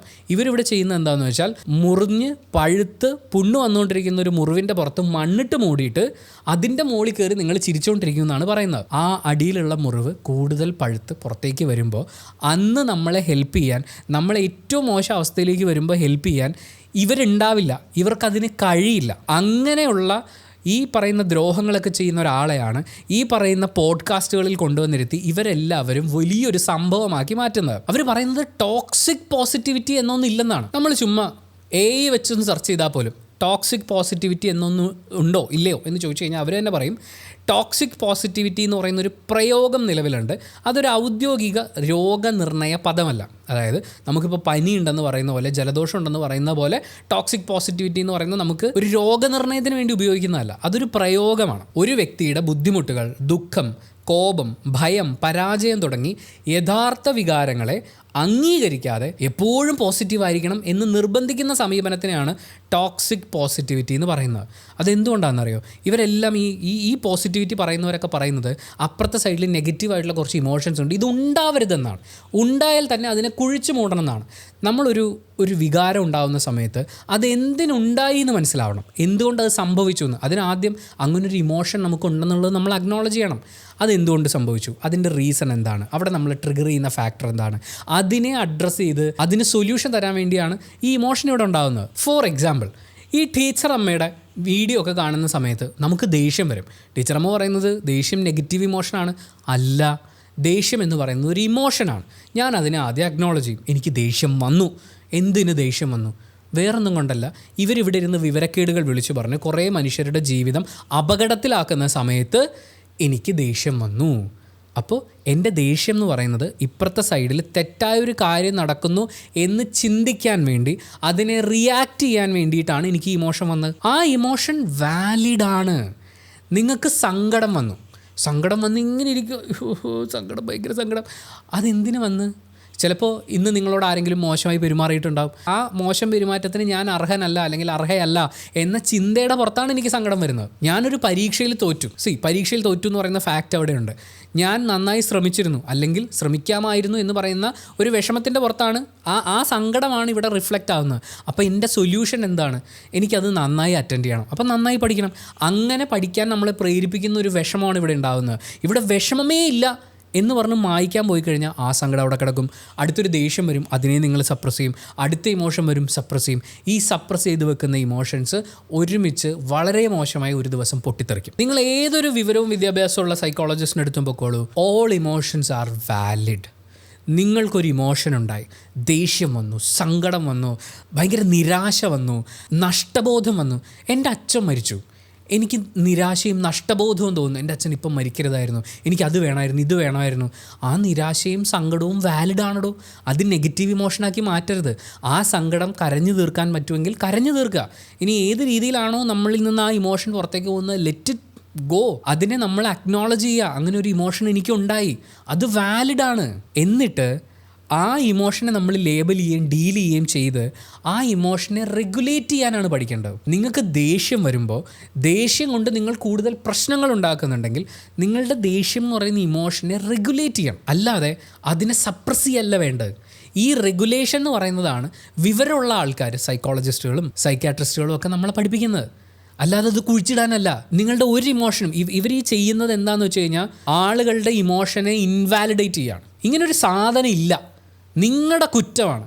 നിങ്ങൾക്ക് സങ്കടമുണ്ടോ, നെഗറ്റീവ് ഇമോഷൻ, അയ്യേ ചേച്ചി, നിങ്ങൾ ബ്ലെയിം ചെയ്യാണ്. നിങ്ങളുടെ ചൈൽഡ്ഹുഡ് ട്രോമ കാരണം നിങ്ങൾക്ക് പല കാര്യങ്ങളിലും കൃത്യമായ തീരുമാനമെടുക്കാൻ പറ്റാതിരിക്കുകയോ ഒരു റിലേഷൻഷിപ്പിലോ മറ്റു കാര്യങ്ങളിലോ നന്നായിരിക്കാൻ പറ്റാതിരിക്കുകയോ ചെയ്യുമ്പോൾ ഇവർ പറയുന്നത് ആ നെഗറ്റീവ് ഇമോഷൻസ് കൊണ്ട് നടക്കാൻ പാടില്ല, അത് വിട്ടിട്ട് പോസിറ്റീവ് ആകൂ. നിങ്ങളുടെ ഇമോഷൻസിനെ, നിങ്ങളുടെ ചൈൽഡ്ഹുഡ് ട്രോമയെ, ആ ട്രോമ എന്ന് പറയുന്ന ഒരു അനുഭവമാണ്, അതിലൊരു ഇമോഷനുണ്ട്, അതിനെ ഇൻവാലിഡേറ്റ് ചെയ്ത് അത് കൊണ്ട് നടക്കുന്ന നിങ്ങളെ ബ്ലെയിം ചെയ്യുകയാണ്. ഈ ടീച്ചറമ്മ പറയുന്നതും കള്ളു കുടിക്കുന്ന കൂട്ടുകാർ പറയുന്നതും ഒരേ കാര്യമാണ്. നിങ്ങൾക്കൊരു നെഗറ്റീവ് ഇമോഷൻ ഉണ്ടാകുമ്പോൾ അതിൻ്റെ പുറത്ത് അതിനേക്കാൾ പോസിറ്റീവ് ഇമോഷൻസ് കൊടുക്കുക. നിങ്ങളൊരു കൂട്ടുകാരൻ്റെ അടുത്ത്, കള്ളുടിയനായ കൂട്ടുകാരൻ്റെ അടുത്ത് ഒരു സങ്കടം ചെന്ന് പറഞ്ഞാൽ 2 അടിക്കട ഒക്കെ ശരിയാവുമെന്ന് പറയും. അത് തന്നെയാണ് ഇവിടെ ടീച്ചറമ്മ ചീച്ചേട് കൊടുക്കുന്നത്. നിങ്ങൾക്ക് സങ്കടം ഉണ്ടാകുമ്പോൾ അതിനേക്കാൾ കൂടുതൽ സന്തോഷം കൊടുക്കുന്ന പോസിറ്റീവ് ഇമോഷൻസ് കൊടുക്കുക. നിങ്ങളുടെ ബന്ധം ബ്രേക്കപ്പായി, പ്രണയമോ കല്യാണമോ എന്തോ ആയിക്കോട്ടെ, വളരെ ഹാപ്പിയായി നിങ്ങൾ പൊക്കൊണ്ടിരുന്നൊരു ബന്ധം, നിങ്ങളും അയാളും ഓക്കെ ആയിരുന്നു എന്ന് കരുതിയിരുന്നൊരു ബന്ധം ബ്രേക്കപ്പായി എന്ന് വിചാരിക്കുക. നിങ്ങൾ സാഡാണ്, നിങ്ങൾ ഭയങ്കര വിഷമത്തിലാണ്, ഭയങ്കര നിരാശയിലാണ്, കുറ്റബോധത്തിലാണ്, ഒരുപാട് ഇമോഷൻസ്. ഇവർ നെഗറ്റീവ് എന്ന് പറയുന്ന എല്ലാ ഇമോഷൻസും നിങ്ങൾ അനുഭവിച്ചുകൊണ്ടിരിക്കുകയാണ്. പക്ഷേ അതിനെ മറികടക്കാൻ വേണ്ടി സന്തോഷം തരുന്ന ഒരു കാര്യം, നിങ്ങൾ പോയി ഒരു BMW കാർ വാങ്ങിക്കും. BMW താഴെ ഒരു കാറുള്ള ടീച്ചറമ്മയ്ക്ക് അറിയില്ല. അപ്പോൾ BMW കാർ വാങ്ങിക്കൂ, അല്ലെങ്കിൽ പോയൊരു കല്യാണം കഴിക്കൂ. ഈ 2 കാര്യങ്ങളും അടുപ്പിച്ചടുപ്പിച്ച് ചെയ്ത് കഴിഞ്ഞാൽ നിങ്ങൾ ഹാപ്പി ആവുമെന്നാണോ വിചാരിക്കുന്നത്? നിങ്ങളവിടെ അനുഭവിച്ചിട്ടുള്ള ഇമോഷൻസ് ഉണ്ട്. ആ ഇമോഷൻസ് നിങ്ങളോട് പലതും കമ്മ്യൂണിക്കേറ്റ് ചെയ്യാൻ ശ്രമിക്കുകയായിരുന്നു. ആ ഇമോഷൻസിൽ ഇരിക്കുക, ആ ഇമോഷൻ്റെ കൂടെ ഇരിക്കുക. എന്താണ് ആ കമ്മ്യൂണിക്കേറ്റ് ചെയ്യപ്പെടുന്നതെന്ന് മനസ്സിലാക്കുക, ഡീൽ ചെയ്യുക. ഇവർ ഡീൽ ചെയ്യാനല്ല പഠിപ്പിക്കുന്നത്, ഒളിപ്പിച്ച് വെച്ചിട്ട് മുങ്ങിക്കളയാനാണ് പഠിപ്പിക്കുന്നത്. ഈ ടീച്ചറമ്മ തള്ളിയൊരു തള്ളുണ്ടായിരുന്നു. 1.5 കോടിയുടെ കടമുള്ള ആത്മഹത്യയെക്കുറിച്ച് ചിന്തിച്ചുകൊണ്ടിരുന്ന ഒരാൾ എൻ്റെ അടുത്ത് വന്നിട്ടുണ്ടായിരുന്നു. കടവ് മാറി 24 hours ഹാപ്പിനെസ് എന്ന് പറയുന്നുണ്ട്. ഫസ്റ്റ് കാര്യം എന്താണെന്ന് വെച്ചാൽ ഈ 1.5 കോടിയുടെ കടം ഉണ്ടായിരുന്ന ആളുടെ കടം 4 കൊല്ലമായിട്ടുള്ള ഒരു യൂട്യൂബ് ചാനൽ സ്റ്റാർട്ട് ചെയ്തിട്ട്, അപ്പോൾ ഈ പറയുന്ന മാനിഫെസ്റ്റേഷൻ കോമഡിയൊക്കെ സ്റ്റാർട്ട് ചെയ്തിട്ട് കൂടിപ്പോയി ഒരു 2.5 കൊല്ലം കൂട്ട്. 2.5 കൊല്ലം മുമ്പേ 1.5 കോടിയുടെ കടമുള്ള ആൾ ഇവരെ വന്ന് കണ്ടിരുന്നു എന്ന് വിചാരിക്കും. ഈ 1.5 കോടിയുടെ കടം ഉണ്ടായിട്ടുള്ള ആൾക്ക് 1.5 കോടിയുടെ കടമുണ്ടാവുന്നതിന് മുമ്പ് അയാൾ മെയിൻറ്റെയിൻ ചെയ്തിട്ടുള്ള ഒരു ലൈഫ് സ്റ്റൈൽ ഉണ്ടാവും. ഇപ്പം ഞാൻ ഒരിക്കലും എനിക്ക് തിരിച്ചു തരാൻ പറ്റാത്തൊരു കടം ഒരാൾക്ക് കൊടുക്കില്ല, ഞാൻ മാത്രമല്ല ഒരു ബാങ്കും കൊടുക്കില്ല. അപ്പോൾ 1.5 കോടിയുടെ കടം അയാൾ ഉണ്ടാക്കിയിട്ടുണ്ടെങ്കിൽ അയാൾ മെയിൻറ്റെയിൻ ചെയ്തിരുന്നൊരു ലൈഫ് സ്റ്റൈലുണ്ട്. അയാളും ഈ പറഞ്ഞ പോലെ ഇൻകം ടാക്സ് ഒക്കെ ഫയൽ ചെയ്തിട്ടുണ്ടാവണം. ഇനി അതൊക്കെ പോട്ടെ, അറിയാതെ വന്ന വഴിയെ പോയൊരു കടം നെഞ്ചത്ത് കയറിയതാണെന്ന് വിചാരിക്കും. 1.5 കോടിയുടെ കടം അയാൾ തീർത്തിട്ടുണ്ടെങ്കിൽ ആ 1.5 കോടി വരുമാനമായിട്ട് ഇയാൾക്ക് വന്നിട്ടുണ്ടാവില്ല. അല്ലാതെ മാനിഫെസ്റ്റ് ചെയ്യുമ്പോഴേക്കും കടം മാഞ്ഞു പോവല്ലല്ലോ ചെയ്യുന്നത്. ആ 1.5 കോടിയുടെ കടം ഉണ്ടായിരുന്ന ആൾ അയാൾ എങ്ങനെയാണ് ആ കടം തീർത്തതെന്നും അയാൾ എങ്ങനെയാണ് ഇത്രയും പൈസ ഈ കുറഞ്ഞ സമയം കൊണ്ട് ഉണ്ടാക്കിയതെന്നും ആ പൈസ അയാളുടെ അക്കൗണ്ടിൽ വന്നതിൻ്റെ സ്റ്റേറ്റ്മെൻറ്റോ ITR ഫയൽ ചെയ്തതിൻ്റെ രേഖകളോ സബ്മിറ്റ് ചെയ്യണം. അല്ലെങ്കിൽ നിങ്ങൾ ഈ പറയുന്നത് അട്ടർ ഫേക്കാണ്. നിങ്ങൾക്ക് എന്തെങ്കിലും ഒരു വിശ്വാസം തോന്നുന്നുണ്ടെങ്കിൽ ITR ചോദിച്ചാൽ മതി. ഇൻകം ടാക്സ് റിട്ടേൺസ് ഫയൽ ചെയ്ത രേഖ ചോദിച്ചു കഴിഞ്ഞാൽ പൊളിയാവുന്നതേ ഉള്ളൂ ഇവരുടെ എല്ലാ തള്ളുകളും. ഇനി 1.5 കോടിയുടെ കടവും ആത്മഹത്യാ ചിന്തകളുമായി വന്നിരുന്നയാൾ, നിങ്ങൾക്കറിയോ ആത്മഹത്യ ചിന്തകളുണ്ടാകുന്ന ഒരാളെ എങ്ങനെയാണ് ഒരു സൈക്കോളജിസ്റ്റ് ട്രീറ്റ് ചെയ്യാമെന്ന്? ഒരു പക്ഷേ അയാളെ ഇൻപേഷ്യൻ്റായിട്ട് എന്ന് വെച്ചാൽ ആശുപത്രിയിൽ കിടത്തി ചികിത്സിക്കേണ്ട, മരുന്ന് കൊടുക്കേണ്ട ഒരു സാഹചര്യത്തിൽ വരെ എത്തിയിട്ടുണ്ടാവാം. കാരണം ആത്മഹത്യാ ചിന്ത എന്ന് പറയുന്നത് പെട്ടെന്ന് ഇങ്ങനെ ഇരിക്കുമ്പോൾ ഒന്ന് സൂയിസൈഡ് നോക്കാം എന്ന് പറഞ്ഞ് വരുന്നതല്ല. ഒരാളുടെ ഉള്ളിലുണ്ടാവുന്ന ഇമോഷൻസിനെ അയാളോ മറ്റുള്ളവരോ ചേർന്ന് സപ്രസ് ചെയ്തതിൻ്റെ വേറെ ഒരുപാട് ഘടകങ്ങളുടെ ഒരു പൊട്ടിത്തെറിയാണ്. അയാൾക്ക് ഹാൻഡിൽ ചെയ്യാൻ പറ്റില്ല. നിങ്ങൾ അവിടെ ചെന്നിട്ട് പോസിറ്റീവായിട്ടിരിക്കൂ എന്ന് പറഞ്ഞാൽ അവർ പോസിറ്റീവ് ആവില്ല. അവർക്ക് കൃത്യമായിട്ടുള്ള ട്രീറ്റ്മെൻറ്റ്, അതിനൊരു പ്രോട്ടോക്കോൾ ഉണ്ട്. അത് പഠിച്ചിട്ടാണ് ഇവിടെ കുറേ ആളുകളുള്ളത്. അങ്ങനെ ഒന്നും വേണ്ട, പോസിറ്റിവിറ്റി പുഴുങ്ങി അണ്ണാക്കി തിരികെ കൊടുത്തു കഴിഞ്ഞാൽ അവർ ആത്മഹത്യ ചിന്തയിൽ നിന്ന് പോകുമെന്ന് പറയുന്ന ഈ ടീച്ചറമ്മ, ഞാൻ വീണ്ടും പറയുന്നു, അവർ മാനസിക ആരോഗ്യ ദ്രോഹിയാണ്. ഈ മാനിഫെസ്റ്റേഷൻ പരിപാടിയിൽ ഈ ടീച്ചറമ്മ കളിക്കുന്നത് മുഴുവൻ ബ്ലെയിം ഗെയിമാണ്. ഒരാളുടെ സിറ്റുവേഷൻസിനെ, പാസ്റ്റിനെ, റിലേഷൻഷിപ്പ് ഇഷ്യൂസിനെ എല്ലാം, അത് കൂടുതലും സ്ത്രീകളെ ബ്ലെയിം ചെയ്യാൻ വേണ്ടിയിട്ടുള്ള പരിപാടികളായിട്ട് ഇവർ മുന്നോട്ട് പോകുമ്പോൾ, സപ്പോസ് മാനിഫെസ്റ്റേഷൻ ഇവർ ഈ പറയുന്ന പൈസയൊക്കെ കൊടുത്ത് നമ്മൾ ഇവരുടെ ക്ലാസ്സിൽ കയറി കഴിഞ്ഞാൽ എൻ്റെ മക്കൾക്കെല്ലാം 100% സക്സസ് ആണ് എന്നാണ് ഇവർ പറയുന്നത്. സക്സസ് ആവുന്നില്ലെങ്കിൽ ഇവർ പറയുന്നത് ഗ്യാരണ്ടീഡ് സക്സസ് ആണ്. ഇവരുടെ ബ്ലെയിം ഗെയിം അതിഭീകരമാവുന്നത് നിങ്ങൾ ഇവർ പറയുന്ന ഈ മാനിഫെസ്റ്റേഷൻ പരിപാടിക്ക് പൈസ കൊടുത്ത് രജിസ്റ്റർ ചെയ്ത് കയറി വിചാരിക്കും. അത് നടന്നില്ലെങ്കിലോ, ആരോ ഒരാൾ ഇൻ്റർവ്യൂവിൽ ചോദിച്ചാണ്. അതിന് 3 കാരണങ്ങളാണ് ടീച്ചറമ്മ തള്ളുന്നത്. അതിലൊന്നാമത്തെ കാരണം, നിങ്ങൾ പ്രോപ്പറായി മാനിഫെസ്റ്റേഷൻ പ്ലാൻ ചെയ്യുന്നില്ല. എൻ്റെ മിസ്റ്റേക്ക് അല്ല, ഞാനെല്ലാം പറഞ്ഞൊക്കെ തന്നിട്ടുണ്ട്, ഞാൻ സൂപ്പറാണ്, ഞാനൊരു ഗോഡ് ലൈക്ക് ഫിഗറാണ്. ഇവർ പറയുന്നത് ഇവരെ മറ്റേ ദൈവതുല്യയായി ആളുകൾ കാണുമ്പോൾ ഇവർക്ക് ഭയങ്കര സാറ്റിസ്ഫാക്ഷനാണ്. ദൈവതുല്യാണെന്നും പറഞ്ഞ ആൾക്കാർ വാലിഡേഷൻ കൊടുക്കുമ്പോൾ അതിൽ ആനന്ദം കണ്ടെത്തുന്നതാണ് ഇവർ ഈ പറയുന്നത്. സ്റ്റോപ്പ് സീക്കിംഗ് വാലിഡേഷൻ എന്ന് ടീച്ചറമ്മ വേറൊരു സ്ഥലത്ത് തള്ളും. ഇവർ പറയുന്നതും പ്രവർത്തിക്കുന്നതും എല്ലാം 2-3 തരത്തിലാണെന്നുള്ളതിൻ്റെ ക്ലാസിക് എക്സാമ്പിളാണത്. അങ്ങനെ ദൈവതുല്യമാണ് ഞാൻ, പക്ഷേ നിങ്ങൾക്ക് ഞാൻ പഠിപ്പിച്ചു തരുന്ന മാനിഫെസ്റ്റേഷൻ വർക്കായില്ലെങ്കിൽ നിങ്ങൾ പ്രോപ്പറായി മാനിഫെസ്റ്റേഷൻ ചെയ്യാത്തതുകൊണ്ടാണ്. രണ്ടാമത്തെ പ്രശ്നം, നിങ്ങൾക്ക് ദൈവവിശ്വാസം ഇല്ലാത്തതുകൊണ്ടാണ്. ഈ മാനിഫെസ്റ്റേഷൻ ചെയ്യുന്നവർക്ക് ദൈവവിശ്വാസം ഇതിൻ്റെ ഇടയിൽ കൂടെ തള്ളണം എന്തിനാണെന്ന് എനിക്ക് മനസ്സിലാവുന്നില്ല. കാരണം നമ്മുടെ സബ് കോൺഷ്യസ് മൈൻഡും പിന്നെ റാസും ഒക്കെ പ്രാക്ടീസ് ചെയ്തിട്ടാണല്ലോ ഈ വിജയിക്കുന്നത്. അപ്പോൾ ഇതിൻ്റെ ഇടയിൽ ദൈവവിശ്വാസം വേണോ? അപ്പോൾ ഭാഗ്യം എന്ന് പറയുന്ന ഒരു എലമെൻറ്റ് ഇതിൻ്റെ അകത്ത് വരുന്നുണ്ടോ? അത് എന്ത് പരിപാടിയാണത്? എന്തായാലും ദൈവവിശ്വാസം ഇല്ലെങ്കിൽ മാനിഫെസ്റ്റേഷൻ നടക്കില്ല. ഇനി മൂന്നാമത്തെ ഒരു കാരണമുണ്ട്. നിങ്ങൾ പൂർണ്ണമായും ഞാൻ പറയുന്നത് വിശ്വസിക്കാത്തത് കൊണ്ട്. അതായത് മാനിഫെസ്റ്റേഷൻ ഒരു പ്രശ്നവും ഒരു കാലത്തും സംഭവിക്കില്ല. നിങ്ങൾ വിശ്വാസത്തോടു കൂടി ഇരുന്നാൽ മതി. നടന്നില്ലെങ്കിൽ ഞാൻ നിങ്ങളെ കുറ്റം പറയും. നിങ്ങൾ എനിക്ക് കാശ് തരൂ, ഞാൻ വിജയിപ്പിക്കാം, ഗ്യാരണ്ടിയാണ്. പക്ഷേ നടന്നിട്ടില്ലെങ്കിൽ ഞാൻ നിങ്ങളെ കുറ്റം പറയും. അടിപൊളി പരിപാടിയാണ്. നിങ്ങളൊന്ന് ആലോചിക്കുക, നിങ്ങൾക്ക് പനി വന്ന് ഡോക്ടറെ അടുത്ത് പോയി, ഡോക്ടർ ഒരു ഗുളിക തന്നു, നിങ്ങൾ വീട്ടിൽ പോയി ഗുളിക കഴിച്ചു, തിരിച്ചു വന്നിട്ട് പനി മാറാതിരിക്കുമ്പോൾ ഡോക്ടർ പറയുകയാണ് ദൈവവിശ്വാസം ഇല്ലാത്തതുകൊണ്ടാണ്, വിശ്വാസം ഇല്ലാത്തതുകൊണ്ടാണ് എൻ്റെ ഒന്ന് പനി മാറായിരുന്നത്. ഞാനെന്ത് വർത്താനോടോ പറയണം? ദൈവവിശ്വാസം പുഴുങ്ങി തിന്നാൽ പനി മാറുമെങ്കിൽ തൻ്റെ അടുത്ത് വരേണ്ട കാര്യമുണ്ടോ എന്ന് പറയുന്ന സെയിം സാധനം ടീച്ചറമ്മ ഇവിടെ ഇരുന്ന് തള്ളുകയാണ്. ബേസിക്കലി അവരവരുടെ ക്ലയൻസിനെ മുഴുവൻ ബ്ലെയിം ചെയ്യാൻ തയ്യാറായിട്ടിരിക്കുകയാണ്. ബാക്കിയുള്ളവരെ കുറ്റം പറയാൻ കാരണങ്ങൾ കണ്ടെത്തിക്കൊണ്ടിരിക്കുന്ന ആളുകളെ കാണുമ്പോൾ എനിക്ക് തോന്നിയിട്ടുണ്ട് ഇവർ ജീവിതത്തിൽ മുഴുവൻ കുറ്റം പറച്ചിലായിരിക്കും കേട്ടിട്ടുണ്ടാവുക. അതിൻ്റെ റിഫ്ലക്ഷനാണ് തനിക്ക് കിട്ടിക്കൊണ്ടിരുന്നത് വേറൊരാൾക്ക് കൊടുക്കുമ്പോൾ. മറ്റേ ഈ സീനിയേഴ്സ് നമ്മളെ റാഗ് ചെയ്തു, അപ്പോൾ നമ്മൾ റാഗ് ചെയ്ത് കഴിയുമ്പോൾ നമുക്കൊരു സാറ്റിസ്ഫാക്ഷൻ കിട്ടും. അങ്ങനെയാണ് ഈ റാഗിംഗ് എന്ന് പറയുന്ന കലാരൂപം തുടർന്നു വന്നതെന്നൊക്കെ പലരും പറഞ്ഞ് കേട്ടിട്ടുണ്ട്. ഇവരുടെ ഈ ബ്ലെയിം ഗെയിം എങ്ങനെയാണ് സ്റ്റാർട്ട് ചെയ്യുന്നത്? സത്യം പറഞ്ഞാൽ എനിക്ക് വളരെ ആശങ്കയുണ്ട്. പക്ഷേ നിങ്ങളൊരു ട്രെയിൻഡ് എക്സ്പീരിയൻസ്ഡ് മെൻ്റൽ ഹെൽത്ത് എക്സ്പേർട്ടിൻ്റെ അടുത്ത് പോയാൽ അവരൊരിക്കലും നിങ്ങളെ ബ്ലെയിം ചെയ്യില്ല. ബ്ലെയിം ചെയ്യാൻ പാടില്ല, അത് അൺഎത്തിക്കലാണ്. ഒരാൾ അയാളുടെ മാനസിക പ്രശ്നങ്ങളുമായി നമ്മുടെ അടുത്ത് വരുമ്പോൾ അയാളെ ബ്ലെയിം ചെയ്തിട്ടല്ല ഓരോ വിശ്വാസം കുത്തിക്കേറ്റുണ്ട്. ഇവരുടെ പ്രശ്നം എന്താണെന്ന് വെച്ചാൽ ഇവർ മാജിക്കാണ് പ്രൊവൈഡ് ചെയ്യുന്നത്. മാജിക് എന്ന് അവർ പറയില്ല, പക്ഷേ manifestation can do wonders, it's A magical പരിപാടി എന്നൊക്കെ ഇവർ പറയും. പക്ഷേ ഇവർ പറയുന്നത്, അല്ലെങ്കിൽ ഇവർ നാട്ടുകാരെ പഠിപ്പിക്കാൻ വിശ്വസിപ്പിക്കാൻ ശ്രമിക്കുന്നത് മാജിക്കാണെന്നാണ്. നിങ്ങളൊന്ന് ആലോചിച്ച് നോക്കിയേ, ജീവിതം എന്ന് പറയുന്നത് പല രീതിയിൽ മുന്നോട്ട് പോകാം. എന്തും എപ്പോൾ വേണമെങ്കിലും സംഭവിക്കാം. ഇപ്പോൾ ഒരു ഭിക്ഷക്കാരൻ, അയാൾ എനിക്കിനി ഭിക്ഷക്കാരനായിട്ടിരുന്നിട്ട് കാര്യമില്ല. ഇപ്പം അവർ തന്നെ പറയുന്നൊരു ഡയലോഗുണ്ട്, ഭിക്ഷക്കാരൻ മാനിഫെസ്റ്റ് ചെയ്താൽ അയാൾക്ക് മില്യണർ ആവാൻ പറ്റുമെന്ന്. അപ്പോൾ അവരവിടെ ഇല്ലാതാക്കുന്നത്, അവരവിടെ വില കുറച്ച് കാണുന്നത് ഒരാളുടെ കഠിനാധ്വാനത്തിനെയും നോളജ് എന്ന് പറയുന്ന സാധനത്തിനാണ്. കാരണം മാനിഫെസ്റ്റ് ചെയ്താൽ മതിയല്ലോ, പെട്ടെന്ന് അങ്ങ് നടന്നോളും. ഈ ഹാർഡ് വർക്ക് ചെയ്യാൻ തയ്യാറുള്ള നോളജുള്ള ഒരാൾ, അയാൾ ഭിക്ഷക്കാരനാണ്.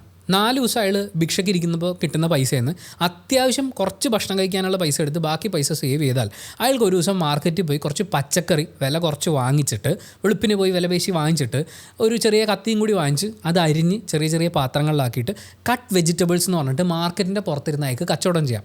അന്ന് അതിൽ നിന്ന് കിട്ടുന്ന പൈസയിൽ നിന്ന് ഒരു പങ്ക് അയാൾ കയ്യിൽ വെച്ച് ബാക്കി പൈസ സൂക്ഷിക്കുകയും പിറ്റേ ദിവസം വീട്ടിലുള്ള ഭാര്യനെയും കൂട്ടി വന്ന് കുറച്ചധികം പച്ചക്കറി വാങ്ങിച്ച് വീണ്ടും കട്ട് വെജിറ്റബിൾസ് ആക്കി വിറ്റ് അതിൽ നിന്ന് അയാൾക്ക് കൂടുതൽ വരുമാനം കണ്ടെത്തി ചിലപ്പോൾ 1-2 മാസം കൊണ്ട് അയാൾക്ക് അവിടെ കട്ട് വെജിറ്റബിൾസ് എന്ന് പറഞ്ഞൊരു ഷോപ്പ് തന്നെ ചെയ്യാം.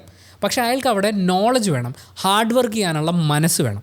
ഈ 2 കാര്യങ്ങളും ഉണ്ടെങ്കിൽ നിങ്ങൾ മാനിഫെസ്റ്റ് ചെയ്തിട്ടില്ലെങ്കിൽ ഇവിടെ ഒന്നും സംഭവിക്കാനില്ല, കാര്യം നടക്കും. ഇതിൻ്റെ ഇടയിൽ മാനിഫെസ്റ്റേഷൻ കുത്തിക്കയറ്റുന്നത് എന്തിനാണെന്നുള്ളതാണ് ചോദ്യം. ഇനി മാനിഫെസ്റ്റേഷൻ എന്ന് പറയുന്ന സാധനം ഇവർ പറയുമ്പോൾ ഒരാളുടെ മാത്രമാണ് പറയുന്നത്. അതായത് നിങ്ങൾ മാനിഫെസ്റ്റ് ചെയ്താൽ മതി. ഞാൻ മാനിഫെസ്റ്റ് ചെയ്താൽ എന്ത് സംഭവിക്കും നിങ്ങൾക്കറിയോ?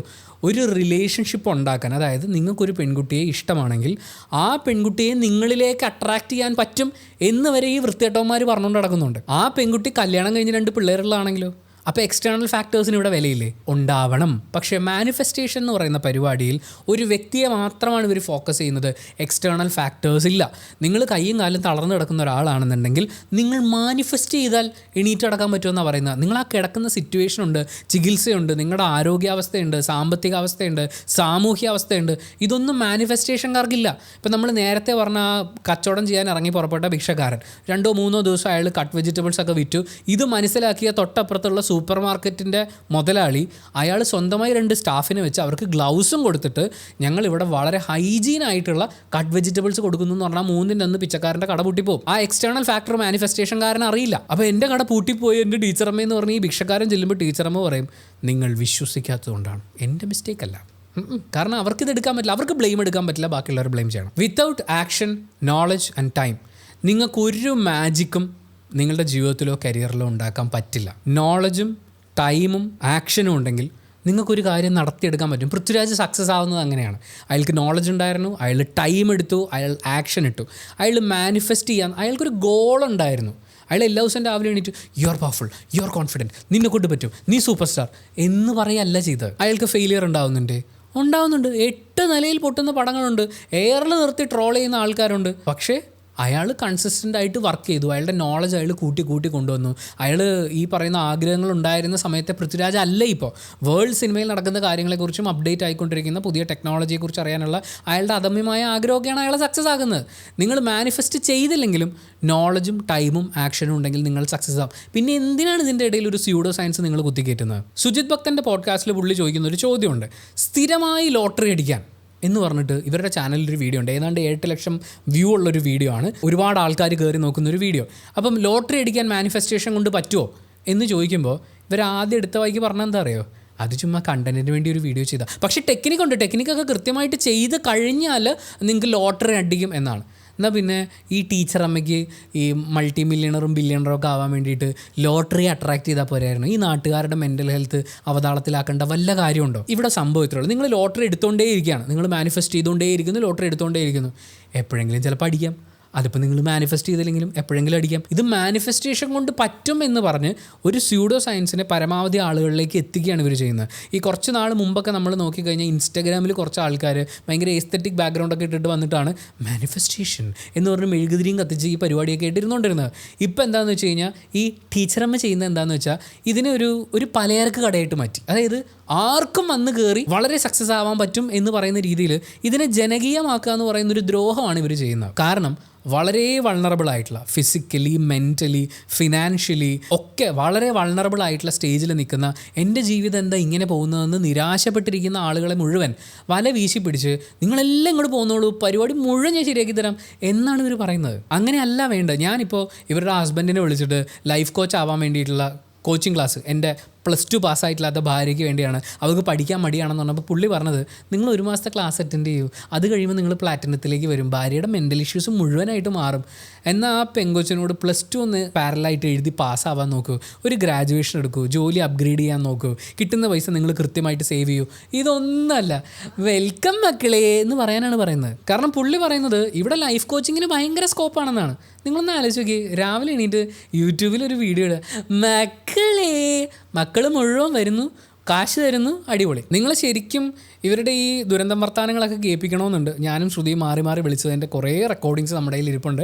അവർ ഈ പറയുന്ന മാനിഫെസ്റ്റേഷൻ മാറ്റി വെച്ചിട്ട് ഇപ്പോൾ എൻ്റെ ഈ വീഡിയോ സ്വന്തമായിട്ട് കത്തിത്തീർന്നു പോണേ എന്നൊക്കെ അവർ വേണമെങ്കിൽ മാനിഫെസ്റ്റ് ചെയ്ത് നടത്താതെ അവർ കേസും കാര്യങ്ങളൊക്കെ ആയിട്ട് വരികയാണെങ്കിൽ ഉറപ്പായിട്ടും തീർച്ചയായും നമ്മൾ എന്തൊക്കെയാണ് സംസാരിച്ചത്, എങ്ങനെയായിരുന്നു എന്നുള്ളത് നിങ്ങളെ കൃത്യമായി കേൾപ്പിക്കാൻ ഞങ്ങൾക്ക് ഭയങ്കര ആഗ്രഹമുണ്ട്. പക്ഷേ അവരെ പോലെ അല്ലല്ലോ, ഒരാളുമായിട്ടുള്ള ടെലിഫോൺ സംഭാഷണം അവരുടെ അനുവാദത്തോടു കൂടി അല്ലാതെ പ്രചരിപ്പിക്കുക എന്ന് പറയുന്നത് അത്ര എത്തിക്കലായിട്ടുള്ള കാര്യമല്ല, ലീഗലായിട്ടുള്ള കാര്യമല്ല എന്നുള്ളതുകൊണ്ടാണ് നമ്മളത് ചെയ്യാത്തത്. ആവശ്യം വന്നു കഴിഞ്ഞാൽ ചെയ്യാൻ ഞങ്ങൾ റെഡിയാണ്. അങ്ങനെ മുതിർന്നവരുടെ ജീവിതം കുട്ടിച്ചോറാക്കുന്നത് മാത്രമല്ല, നേരെ കുട്ടികളിലേക്കും ടീച്ചറമ്മ തിരിയുന്നുണ്ട്. അവർ പേരൻറ്റിങ്ങിനുള്ള കോച്ചിങ് ഒക്കെ കൊടുക്കുന്നുണ്ടെന്നാണ് പറയുന്നത്. അവർ തന്നെ പറഞ്ഞു ഒരു പേരൻ്റ് എന്നുള്ള നിലയിൽ അവർ പരാജയമാണ് എന്നുള്ളത്. അവരാണ് ബാക്കിയുള്ളവർക്ക് പേരൻറ്റിങ്ങിൻ്റെ കോച്ചിങ് കൊടുക്കുന്നത്. മക്കളെ നമ്മൾ ഇങ്ങനെ കൈകാര്യം ചെയ്യണം, അങ്ങനെ കൈകാര്യം ചെയ്യണം, എവിടെന്നെങ്കിലുമൊക്കെ വായിച്ചിട്ടുള്ള കുറേ സാധനങ്ങളൊക്കെ ആളുകളിലേക്ക് ഇഞ്ചെക്ട് ചെയ്ത് കൊടുക്കുക. അതും യാതൊരു എക്സ്പെർട്ടൈസും ഇല്ലാതെ സ്വന്തം ജീവിതത്തിൽ പരാജയമായിരുന്ന ഒരു കാര്യം പഠിപ്പിക്കാൻ ഇറങ്ങിത്തിരിക്കുകയാണ്. No certification. ചോദിച്ചു കഴിഞ്ഞാൽ ഞാനിതൊക്കെ ഇങ്ങനെ പഠിച്ചു. ഞാൻ ചോദിക്കട്ടെ, നിങ്ങൾക്ക് ഈ പറയുന്ന മൈൻഡ് മാസ്റ്ററി എന്നാണ് അവർ പറയുന്നത്, പിന്നെ ഫിനാൻസിൻ്റെ കാര്യത്തിലുള്ള മാസ്റ്ററി, അങ്ങനെ എല്ലാം അവർ പഠിച്ചു. പക്ഷേ 4 കൊല്ലം മുമ്പ് യൂട്യൂബ് ചാനലിൽ KFC ആണ് അവർ മാനിഫെസ്റ്റേഷനിലൂടെ വീട്ടിൽ വരുത്തിയത്. ഈ 4 കൊല്ലം കൊണ്ട് ഇത്രയൊക്കെ പഠിച്ചിട്ട് ഇതെന്തത് ചിട്ടി റോബോട്ടോ? എന്നിട്ട് ഇവർ പേരൻറ്റിങ് പഠിപ്പിക്കാൻ ഇറങ്ങുകയാണ്. അവർ തന്നെ പറയുന്നത് 8 വയസ്സ് വരെയുള്ള, അതായത് ജനിച്ച ആ സമയം മുതൽ 8 വയസ്സ് വരെ ഒരു കുട്ടിയുടെ സബ് കോൺഷ്യസ് മൈൻഡ് മാത്രമാണ് ആക്ട് ചെയ്യുന്നതെന്നാണ്. ഞാനൊരു കാര്യം പറയട്ടെ, ദയവ് ചെയ്ത് നിങ്ങൾ ഒരു പേരൻ്റാണെങ്കിൽ നിങ്ങളുടെ കുഞ്ഞുങ്ങളെ ഇമ്മാതിരി ടോക്സിക് പോസിറ്റിവിറ്റി പറയുന്ന തട്ടിപ്പുകാരുടെ അടുത്ത് കൊണ്ട് എത്തിക്കരുത്. അവർ പറയുന്നത് കേട്ട് നിങ്ങളുടെ കുഞ്ഞുങ്ങളെ നിങ്ങൾ ഡീൽ ചെയ്യരുത്, നിങ്ങളുടെ കുഞ്ഞുങ്ങളുടെ ജീവിതം ഇല്ലാതാക്കരുത്. കാരണം അവിടെയും കുഞ്ഞുങ്ങൾ കുരുത്തക്കേട് കാണിക്കുമ്പോൾ, കുഞ്ഞുങ്ങളൊരു സങ്കടം എന്ന് പറയുമ്പോൾ അതിനെ നെഗറ്റീവ് ഇമോഷനാക്കി ലേബൽ ചെയ്ത് മാറ്റി വെക്കാനായിരിക്കും ഇവർ പഠിപ്പിക്കുക. അങ്ങനെ ചെയ്യരുതെടോ. ഇമോഷൻസ് ഉണ്ടാവണം. ഇമോഷൻസിലെ പിന്നെ എന്തോന്ന് മനുഷ്യൻ? ഇമോഷൻസ് നമ്മളോട് സംസാരിക്കുകയാണ്, കമ്മ്യൂണിക്കേറ്റ് ചെയ്യുകയാണ്, അത് മനസ്സിലാക്കണം. അതൊന്നും ഇല്ലാതെ പോസിറ്റീവിലിരിക്കുമോ, നിങ്ങളുടെ ആമാശയത്തിൽ പോസിറ്റീവ് ഒഴുങ്ങി വരട്ടെ എന്നൊക്കെ പറയുന്നത് ടോക്സിക് പോസിറ്റിവിറ്റിയാണ്. നമ്മൾ എന്തിനാണ് അതിനെ ടോക്സിക് എന്ന് വിളിക്കുന്നത്? അത് വിഷമാണ്, നിങ്ങളെ നശിപ്പിക്കും. പിന്നെ ഇവർ പറയുന്നത് solutions for all of your problems. നിങ്ങളുടെ എല്ലാ പ്രശ്നത്തിനും പരിഹാരമുണ്ട്. നിങ്ങൾ ഏതെങ്കിലും ഒരു സൈക്കോളജിസ്റ്റിൻ്റെ അടുത്ത് ചെന്ന് ഇത് പറയണം കേട്ടോ. അവർ ചിലപ്പോൾ വല്ലയിടത്ത് വെച്ച് എറിയും. ഈ ട്രെയിൻഡ് ആയിട്ടുള്ള എത്തിക്കലായിട്ടുള്ള പ്രൊഫഷണൽസില്ലേ, അവർക്ക് പറ്റാത്തത് അവർ ആദ്യമേ പറയും. നമ്മളിപ്പോൾ റിലേഷൻഷിപ്പ് കാര്യങ്ങൾ ഒരുപാട് ഹാൻഡിൽ ചെയ്യുന്ന ഒരു സൈക്കോളജിസ്റ്റിൻ്റെ അടുത്ത് ചെല്ലുമ്പോൾ അവർക്കൊരു ചൈൽഡ് ഇഷ്യൂ ഹാൻഡിൽ ചെയ്യാൻ ബുദ്ധിമുട്ടാണെങ്കിൽ അവരതിൽ ഫോക്കസ് ചെയ്യുന്ന ഒരാളിലേക്ക് നമ്മളെ റെഫർ ചെയ്യുകയാണ് ചെയ്യുക. എല്ലാ പ്രശ്നത്തിനും ഞാൻ പരിഹാരം ഉണ്ടാക്കാമെന്നല്ല. അവർക്ക് പറ്റില്ലെന്ന് തോന്നുന്ന, അവരുടെ എക്സ്പെർട്ടൈസ് അല്ലെന്ന് തോന്നുന്ന കാര്യങ്ങൾ അവരടുത്ത ആളിലേക്ക് റെഫർ ചെയ്യും. അവിടെ ചെല്ലുമ്പോൾ അത് വേറൊരു രീതിയിൽ ഹാൻഡിൽ ചെയ്യണമെങ്കിൽ അങ്ങോട്ട് റെഫർ ചെയ്യും. ഓരോ മനുഷ്യരും ഏറ്റവും എക്സ്പേർട്ടായിട്ടുള്ള കാര്യങ്ങൾ ഏതാണോ അതിൽ ഫോക്കസ് ചെയ്ത് ഈ പ്രൊഫഷണൽസ് ചെയ്യുന്നത് അതാണ്. നിങ്ങളൊരു ആർക്കിടെക്റ്റിന് എടുത്ത് ചെന്നു ഇൻറ്റീരിയർ ഡിസൈനിങ് പരിപാടികളിലാണ് നിങ്ങൾ കൂടുതൽ വർക്ക് ചെയ്യേണ്ടതെങ്കിൽ, നിങ്ങൾക്ക് അതിലാണ് സൊല്യൂഷൻ വേണ്ടതെങ്കിൽ, അതറിയാവുന്ന ആളാണെങ്കിൽ മാത്രമേ അയാൾ നിങ്ങളെ ആ കാര്യം പഠിപ്പിക്കാൻ നോക്കുള്ളൂ. അല്ലെങ്കിൽ അയാൾ ഇൻറ്റീരിയർ ഡിസൈനറിൻ്റെ അടുത്തേക്ക് നിങ്ങളെ റെഫർ ചെയ്യും. പ്രൊഫഷണൽസ് റെഫർ ചെയ്യും. ഇവർക്കതില്ല. കാര്യം ഇവർ പ്രൊഫഷണൽ അല്ലല്ലോ. ഇതിനങ്ങനെ പ്രത്യേകിച്ച് പഠിക്കുകയൊന്നും വേണ്ട. ടീച്ചറാവണമെങ്കിൽ ക്വാളിഫിക്കേഷൻ വേണം, എക്സ്പീരിയൻസ് വേണം, പിന്നെ അധ്വാനിക്കണം. ഇതാവുമ്പോൾ അതൊന്നും വേണ്ടല്ലോ. നമ്മൾ ഒരു 2 പീരീഡ്സ് ഒരു ദിവസം എടുത്തു കൊടുക്കുന്ന പോലെ നൈസായിട്ട് യൂട്യൂബിൽ ഒരു വീഡിയോ ഇട്ടാൽ മതി. ഇനി ടീച്ചർ അമ്മയുടെ മാനസിക ആരോഗ്യ ദ്രോഹത്തിൽ 2 കാര്യങ്ങൾ കൂടി. ഇത് വളരെ വളരെ ഇമ്പോർട്ടൻ്റ് ആണ്. ഒരിക്കലും ഒരു പ്രൊഫഷണൽ ചെയ്യാത്ത അൺഎത്തിക്കലായിട്ടുള്ള കാര്യമാണ്. അതിലൊന്നാമത്തെ എന്താ പറയുക, കേൾക്കുമ്പോൾ ഇവർ നമുക്കെന്തോ വലിയ സർവീസ് പ്രൊവൈഡ് ചെയ്യുന്നത് പോലെ തോന്നും. പക്ഷെ അത് അങ്ങനെയല്ല.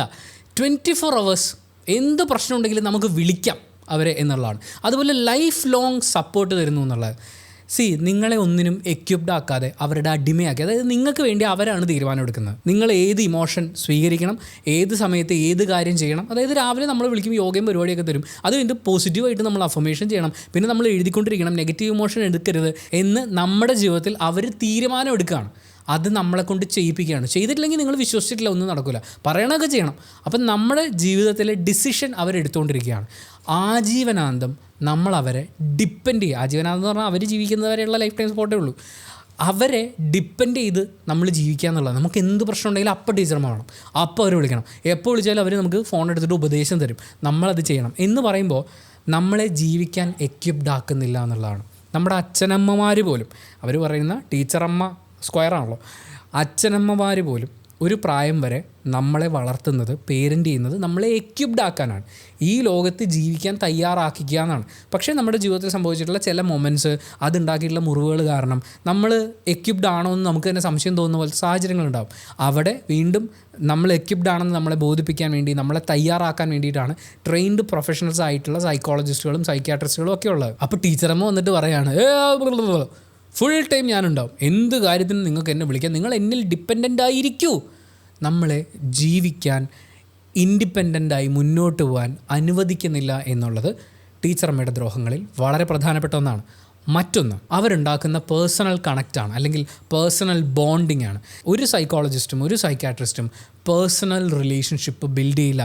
That should be professional. കാരണം നമ്മൾ അവർക്ക് പണം കൊടുക്കുന്നു, ഒരു സേവനം പറ്റുന്നു, നമ്മൾ ലൈഫിൽ എക്യുപ്ഡ് ആവുന്നു, നമ്മൾ ഹീൽഡായി, നമ്മൾ തന്നെയാണ് ഹീലാവുന്നത്, അവർ നമ്മളെ ഹെൽപ്പ് ചെയ്യുകയാണ് ചെയ്യുന്നത്. നമ്മളങ്ങനെ നമുക്ക് ജീവിതമായിട്ട് നമുക്ക് മുന്നോട്ട് പോകാം. അത് കഴിഞ്ഞാൽ പിന്നെ അവിടെ മറ്റു ബന്ധങ്ങൾ ഉണ്ടാക്കിക്കൊണ്ടിരിക്കരുത്. ഇവർ ടീച്ചറും അമ്മയും ഒക്കെ ആയിട്ട് നമ്മുടെ ജീവിതത്തിൽ കയറി ഇറങ്ങി നിരങ്ങാണ്.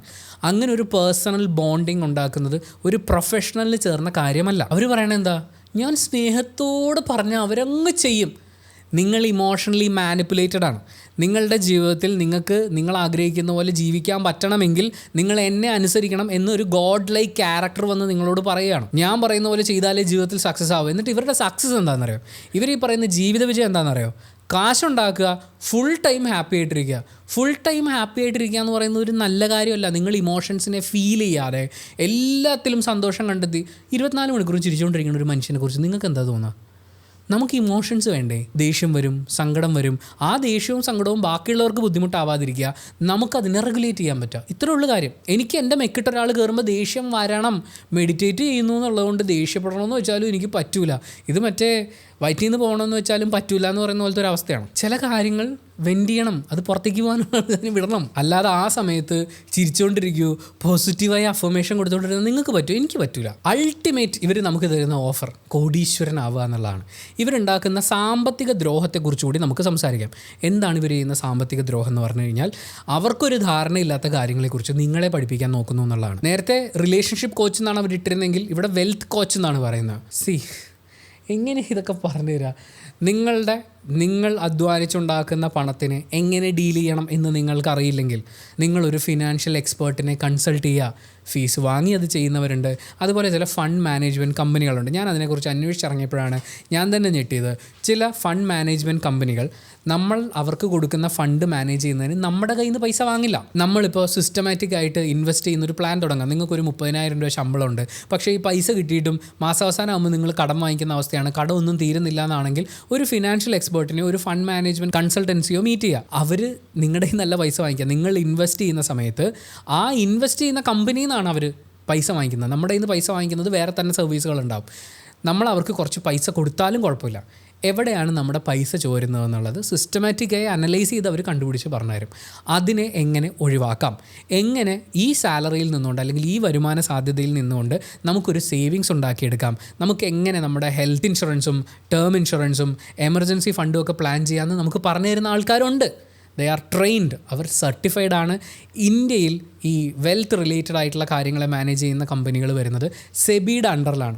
സെബി എന്താണെന്ന് ചോദിച്ചു കഴിഞ്ഞാൽ ചിലപ്പോൾ ഈ വെൽത്ത് കോച്ചിന് അറിയണ്ടാവില്ല. കാര്യം വെൽത്ത് കോച്ചിന് മണി വേഗം വരൂ, മണി പിണങ്ങല്ലേ, മണി എനിക്ക് മാപ്പ് തരൂ മണി എന്ന് പറയാനേ അറിയുള്ളൂ. അങ്ങനെ നിങ്ങൾ മണിയോട് മാപ്പ് പറഞ്ഞുകൊണ്ടിരുന്നാൽ നിങ്ങളുടെ പൈസയുടെ കാര്യത്തിലൊരു തീരുമാനം ഉണ്ടാവില്ല. CFP certified financial planner, CWM certified wealth manager, ഇങ്ങനെയുള്ള ചില കോഴ്സുകളുണ്ട്. കൃത്യമായി വരുമാന സാധ്യതകളെക്കുറിച്ചും അതിൻ്റെ ചിലവുകളെക്കുറിച്ചും അതെങ്ങനെ നമുക്ക് ഇൻവെസ്റ്റ് ചെയ്യാമെന്നുള്ളതിനെക്കുറിച്ചും ഒക്കെ പഠിച്ച് മനസ്സിലാക്കി വന്ന് മാർക്കറ്റിൽ ഉണ്ടാകുന്ന ഫ്ലക്ച്വേഷൻസിനെ കുറിച്ച് അവർ അത്രയും ഫോക്കസ്ഡ് ആയിട്ട് അങ്ങനെ ഇരിക്കുമ്പോഴാണ് എവിടെ ഇൻവെസ്റ്റ് ചെയ്യണമെന്ന് തന്നെ ഇവർക്ക് മനസ്സിലാവുന്നത്. അങ്ങനെ പ്ലാൻ ചെയ്തിട്ടാണ് അവർ നമുക്ക് വേണ്ടി ഒരു പ്ലാൻ ഉണ്ടാക്കി തരിക. ഞാനൊരു വെൽത്ത് മാനേജ്മെൻറ്റ് കമ്പനിയിൽ എൻ്റെ ഫണ്ട് എങ്ങനെ ഹാൻഡിൽ ചെയ്യണമെന്നുള്ളതിനെ ചോദിച്ച് മനസ്സിലാക്കി അവരെനിക്കൊരു പ്ലാൻ തന്നിട്ടുണ്ട്. ആ പ്ലാൻ എന്ന് പറയുന്നത് മാർക്കറ്റിൽ എന്തൊക്കെ ഫ്ലക്ച്വേഷൻസ് ഉണ്ടാകുന്നുണ്ട്, ഏതൊക്കെ കമ്പനികൾ ഏതൊക്കെ ഫണ്ടുകളാണ് തിരിഞ്ഞും പറഞ്ഞും പോകുന്നത്, അതിനനുസരിച്ച് നമ്മളിവിടെ ഇൻവെസ്റ്റ് ചെയ്യണമെന്ന് പറഞ്ഞ് അവരവിടെ പഠിച്ചിട്ട് അവരുടെ അത്രയും സമയം അതിൽ ഇൻവെസ്റ്റ് ചെയ്ത് എനിക്ക് വേണ്ടി അവർ ഈ പൈസ മുടക്കുന്നു. പക്ഷേ അവരെൻ്റെ നല്ല ഫീസ് വാങ്ങിക്കുന്നത്. ഏത് ഫണ്ടിലാണോ പൈസ മുടക്കുന്നത് അതിൽ നിന്ന് കിട്ടുന്ന കമ്മീഷനാണ് അവരുടെ വരുമാനം. ഇവർ രാവിലെ എണീറ്റിട്ട് യോഗയും പ്രാക്ടീസും കഴിഞ്ഞ് മക്കളേന്ന് പറഞ്ഞ് വന്നിരിക്കുമ്പോൾ ഇവർ ഏത് മാർക്കറ്റ് സ്റ്റഡിയാണ് നടത്തുന്നത്? എന്ത് അടിസ്ഥാനത്തിലാണ് നിങ്ങളുടെ വെൽത്ത് മാനേജ് ചെയ്യുന്നതിനെ കുറിച്ച് പറയുന്നത്? ഏത് അടിസ്ഥാനത്തിലാണ് നിങ്ങളുടെ കടങ്ങൾ മാനേജ് ചെയ്യാൻ പറയുന്നത്? ഈ കടങ്ങൾ എന്ന് പറയുന്നത് പ്രോപ്പറായി കൃത്യമായി പ്ലാൻ ചെയ്തെടുക്കുന്ന കടങ്ങൾ പോലും പിന്നീട് നമുക്ക് ഉപകാരമുള്ള രീതിയിൽ മാറാം. പക്ഷേ അത് പഠിച്ച് എക്സ്പീരിയൻസ്ഡ് ആയിട്ടുള്ള ഒരാളാണ്. ഇവരുടെ ക്വാളിഫിക്കേഷൻ എന്താണെന്നറിയോ? 7,000 രൂപ ശമ്പളം ഉണ്ടായിരുന്ന ഒരാൾ 4 വർഷത്തിനിപ്പുറം ഞാനൊരു മൾട്ടി മില്യണറായിട്ട് മാറി, ഉടനെ തന്നെ ഞാനൊരു ബില്യണറായിട്ട് മാറും. 100 കോടി രൂപയാണ് 4 കൊല്ലം കൊണ്ട്. അതിൽ ആദ്യത്തെ ഒരു വർഷം യൂട്യൂബിൽ നിന്ന് കിട്ടിയ റവന്യൂ ഉണ്ടാവുള്ളൂ.